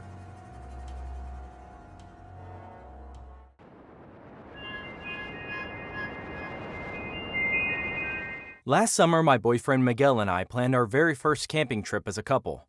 I was a lot more outdoorsy than him, so I was a little surprised when he suggested the trip. I was even more surprised when he bought all this expensive camping equipment for us to use. He seemed really excited about it. Everything was all set for the trip, but on the morning we were supposed to leave, we got into a really big argument. Miguel was upset that I had lunch with my ex-boyfriend, Jacob. I didn't think it was a big deal because Jacob and I had dated a decade ago, and we'd both moved on to other relationships. He forced me to promise never to see Jacob again. I told him he was overreacting. Things spiraled from there, and I ended up storming off. In a fit of anger, I decided to go on the trip by myself. I took all of our camping stuff and left. Miguel kept calling me over and over, but I refused to answer. I listened to his messages, and none of them were apologies. Instead, he kept begging me to come back. He made up some excuse that Jacob was dangerous, but I knew that he was only trying to justify himself. Eventually, I got to the campgrounds, unloaded my stuff, and pitched my tent. As I sat there alone, I started to have regrets. Even though I knew Miguel was being pig-headed, I still missed him. Deep down, I didn't want to camp alone. As I set up a campfire, I saw that Miguel had left one more voice message. I listened to it. Miguel finally apologized for shouting at me. He said that he was going to drive over and meet me in the campgrounds, but his tires were slashed. He wasn't sure, but he thought that Jacob had done it. He said he was worried for my safety and begged me to come home. For the first time, I felt scared. I didn't think my ex would do something like that, but Miguel sounded so serious. And if Jacob hadn't slashed his tires, then who did? The woods were really dark and quiet. I couldn't stay here anymore. I put out the fire and started packing up all my stuff. Just as I disassembled my tent, someone walked out of the darkness. It was Jacob. "What are you doing here?" I asked. He said that he was here to protect me. I didn't trust him. I knew he slashed my boyfriend's tires. He stepped forward, reaching his hands out. He acted like he wanted to comfort me. Without thinking, I punched him in the face and ran off. I left all my stuff behind. I could hear his footsteps as he ran after me, so I sped up. I ran so fast through the dark forest that I got hopelessly lost. I thought I was running back to the parking lot, but I ended up all turned around. Behind me, Jacob kept screaming for me to stop. I couldn't see him, but I knew that he was close. I had to keep going. Somehow, I made it back to the parking lot. As soon as I saw my car, I felt relief wash over me. I ran to the door and reached into my pocket for the keys, but I didn't have them. I'd left them back at the campsite. By then, Jacob had reached me. His expression was blank. "What do you want?" I screamed. Before he could explain, another car pulled into the parking lot. I didn't recognize the car, but I recognized the person in the driver's seat. It was Miguel. "Get in!" he shouted. While Jacob screamed for me to stop, I raced around the car and got inside. Even though I was trembling, I buckled my seatbelt and we drove off. Jacob frantically waved at us from the parking lot, but I couldn't hear what he was saying. We drove in silence for a long time. I noticed that the car was filled with empty fast food bags and there was a car seat in the back. Clearly, this wasn't a rental. Had Miguel stolen it in his hurry to rescue me? "What's going on?" I finally asked him. He kept his eyes on the road. "Jacob was right," he muttered. "He was trying to protect you." Miguel explained that he had planned to kill me during our camping trip and make it seem like an accident. Somehow Jacob had found out and tried to stop him. "You should have listened to him." "But why?" I asked. "I thought we were happy." He didn't answer. I reached for the door handle, ready to jump out of the car, but Miguel sped up. He was barreling through the forest road, and if I jumped out, I'd probably die. I was trapped. Headlights shined behind us. A truck was following us, getting closer and closer. Miguel sped up even more. I looked through the back window. I wasn't sure, but it looked like Jacob was in the truck. He was still trying to save me.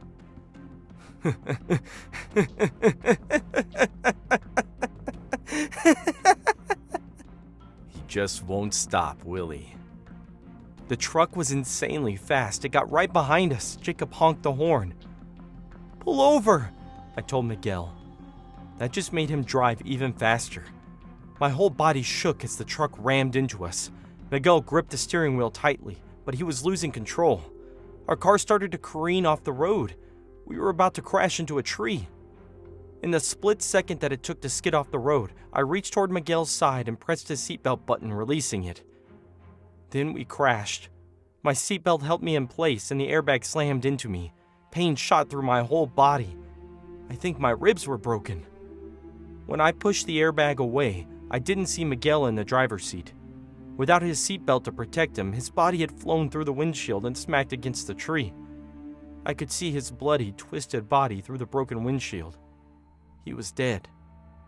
Jacob appeared at the window next to me. He struggled to open the door and pull me out of the wreckage.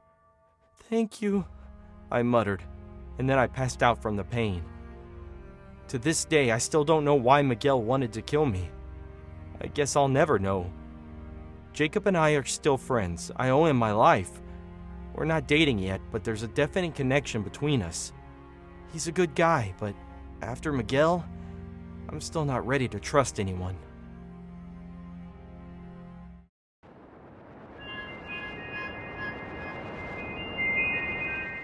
It started with a simple update. I got a notification on my phone telling me that my WhatsApp application wasn't up to date and needed updating to the latest version before I could continue using it. Thinking nothing of it, I went ahead and accepted, letting it update while my phone was on charge. I didn't bother checking the new settings or privacy terms, assuming nothing much would have changed except for a few bug fixes or added features. A couple of days after I had updated the app, I was sitting at home, scrolling through social media when I got a new WhatsApp message. It was from an unknown number. I was very careful about who I handed my number out to, especially businesses who might sell it off, so I rarely received calls or messages from unknown IDs, especially on WhatsApp, which is why I thought it was odd. I pulled up the app on my phone and checked the message. As expected, it was just spam. Some company trying to rope me into clicking on a link I definitely shouldn't click on. I deleted the message immediately and thought nothing else of it, though I did find myself wondering where they could have gotten my number from, given the precautions I normally took. That wasn't the last message I received from an unknown source. Later that afternoon, my phone pinged with another one, this time from a different unknown number. Another spam message that went straight into the deleted folder. I tried to ignore it and assume it was just an annoying coincidence, but it bothered me that WhatsApp's privacy settings must have become more lenient as to who they let contact me against my wishes. I checked my settings but couldn't see an option to prevent unknown numbers from contacting me, so I simply hoped that that was the last of it. Over the next few days, however, my phone kept getting spammed with scam messages and links from contacts I'd never heard of, and it became obvious my number had been sold off to these companies. The only thing that had changed recently was the WhatsApp update, something I now seriously regretted agreeing to. I was annoyed, but there wasn't a lot I could do without deleting the app altogether, which I wanted to avoid since it was the only way I could keep in contact with some people. About a week after the update, I received a message unlike any of the others that had slipped into my inbox. It was another unknown number, but the message itself wasn't a business scam like the rest. It was one of those chain messages that I remembered seeing a lot back in high school. Kids messing around and pretending to spread curses and misfortune if you didn't forward a certain message to a certain number of people. If you don't send this message to 5 people in 5 days, the twisted man will get you. But that wasn't all. There was a picture too. When I first read the message, it hadn't loaded properly and came up as nothing but a blurred image of nothing. Then it loaded, and I almost dropped the phone.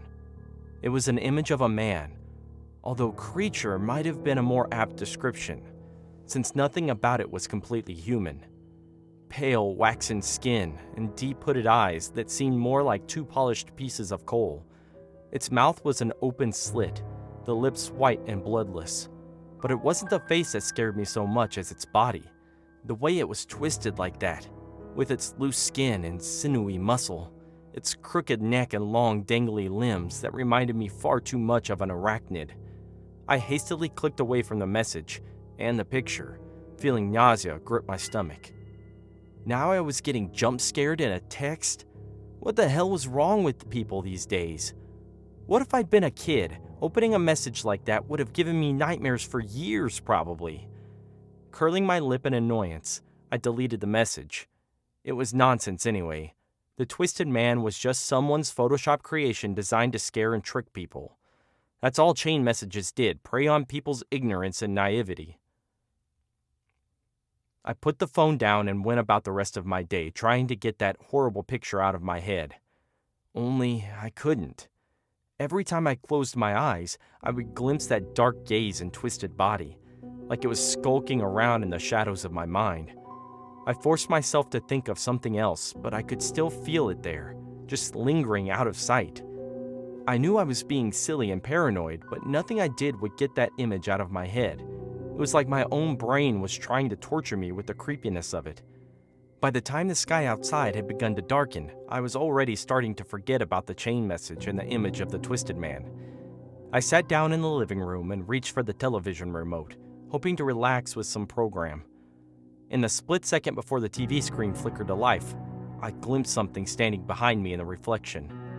Something with deep, hooded eyes and a twisted body.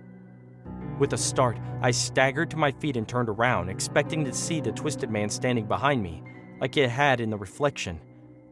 But there was nothing there.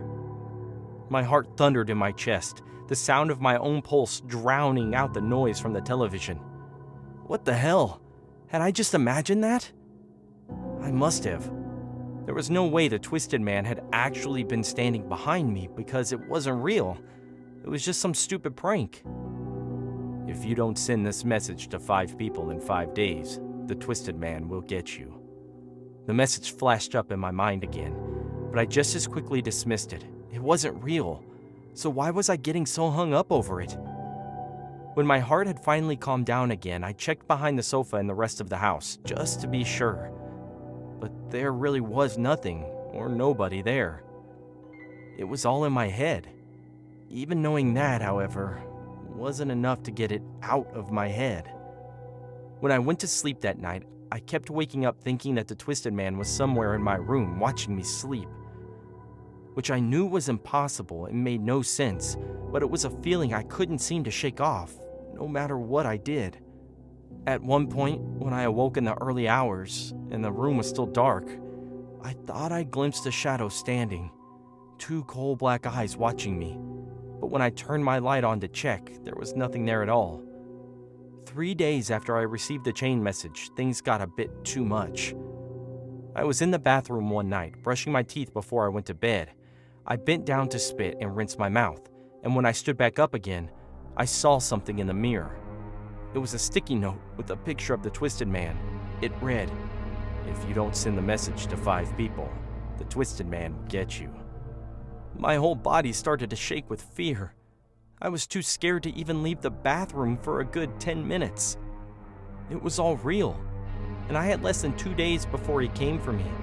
Even though my brain knew the twisted man couldn't be real, the fear that I felt was.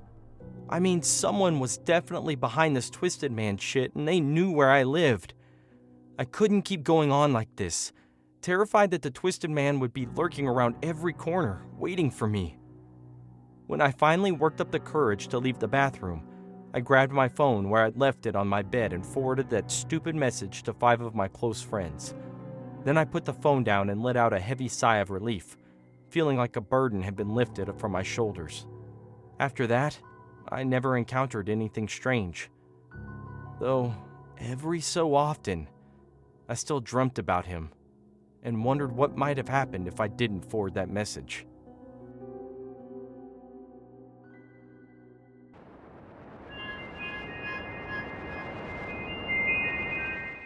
I was scrolling through Facebook one afternoon when a message popped up from someone I hadn't spoken to in a while.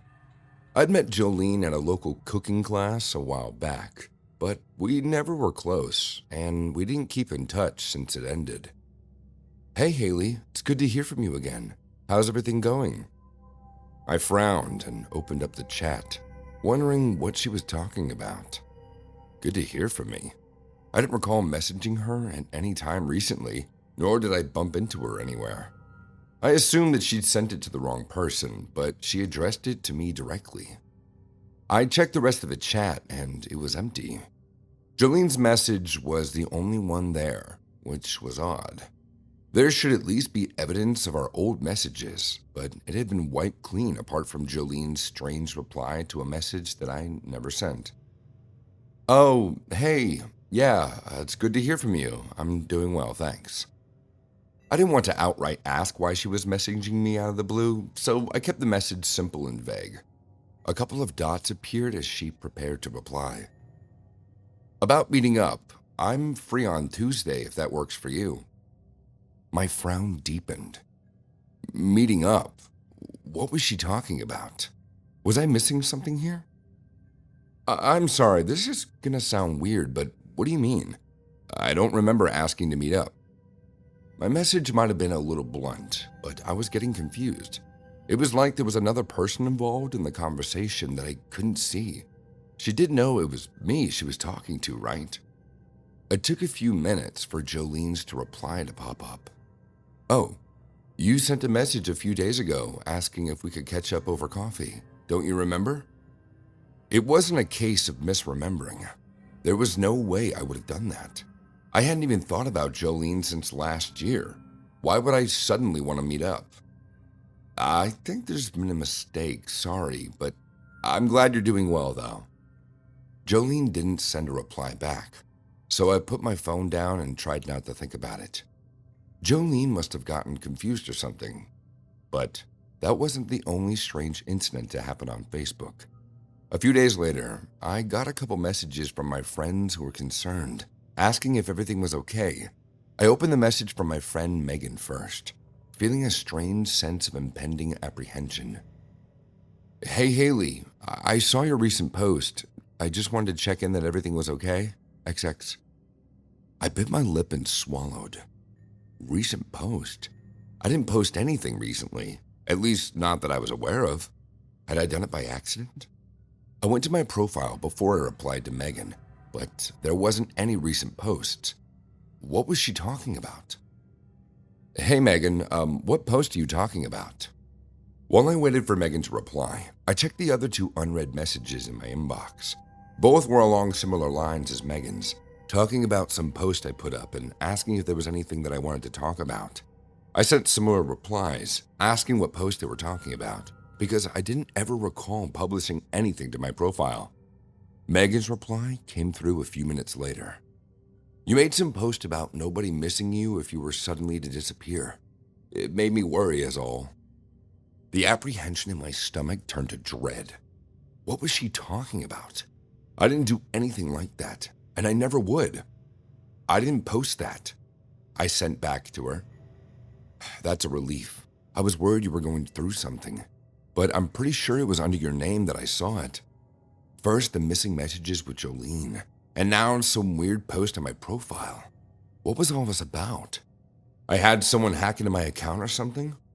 I said as much to Megan, who replied, maybe you should change your password just to be safe. Following her advice, I changed my password and re-logged into my profile. If someone was posting weird things into my account, this should stop them from doing anything else, or so I thought. A week later, Megan messaged me again. Apparently, I posted another strange encrypted message onto my timeline. And this time, she'd taken a screenshot of the post before it was taken down. The bodies are buried under the bridge. Come and get them. I felt sick to my stomach. What bodies? What was it talking about? And who posted this in the first place? What the hell is going on? I messaged Megan. I changed my password and everything. How come I'm still being hacked? I don't know, Megan replied, but it is creepy. Whose bodies are they talking about? I have no idea, I typed out despondently. Of course, that was before I watched the news later that evening. The news that would give me all the horrible answers I wish I didn't have. What are you going to do about it? Megan asked as I sat on my sofa, trying not to freak out about the thought of some stranger hacking into my account. Is there anything I can do? I'll try changing my password again, but if that didn't work the first time. For the second time that week, I changed my password on Facebook to something that I hoped that nobody would ever be able to guess, but I was doubtful that it would help. Maybe there was someone hacking in some other way, whoever they were. Hopefully they'll leave you alone, Megan messaged once I logged back in. Yeah, hopefully. I put my phone down, hoping to forget all about it, and turned on the TV. It was just after 6, so the news was on. I turned up the volume and felt a wave of nausea wash over me as the local news presenter went on to the main story. The bodies of 2 identified women were found this morning under a bridge in downtown Brooklyn, she said. Police are asking who was in the area that night on the 14th to come forward if they saw anything suspicious. Bodies under the bridge. Surely it was nothing more than a coincidence, including the fact that I lived downtown Brooklyn. There was no way that the person who hacked into my Facebook account was the same person who murdered these 2 women, right? My phone pinged, and I picked it up to see a flood of notifications on my Facebook account. What was going on? Why was everybody messaging me? I ignored most of the messages and went straight to Megan's since she was my best friend. Haley, check her profile, now. I did it as fast as I could, clicked on my profile, and a new post was put up. Barely a minute ago. This time, it was a picture. A bloody knife was in the frame, and though it was too dark to make out any details, the pale face of a woman covered in blood was just visible in the photo's periphery. I almost dropped the phone in shock and horror. This couldn't be happening. No way. Ignoring all the messages on my Facebook account, I immediately dialed the police. As soon as I was connected, I tried to stop my voice from trembling as I spoke. My name is Haley Denvers, and I think that whoever killed these women is downtown Brooklyn and somehow hacked into my Facebook account. Over the next few months, I was called by the investigating team several times. They took my statements and told me to keep watch. It's been 6 months since this incident, and I live under constant fear. My mind has stopped working, and I can't process it all. What do you think? Would you think that the killer would hack my account and try to frame me?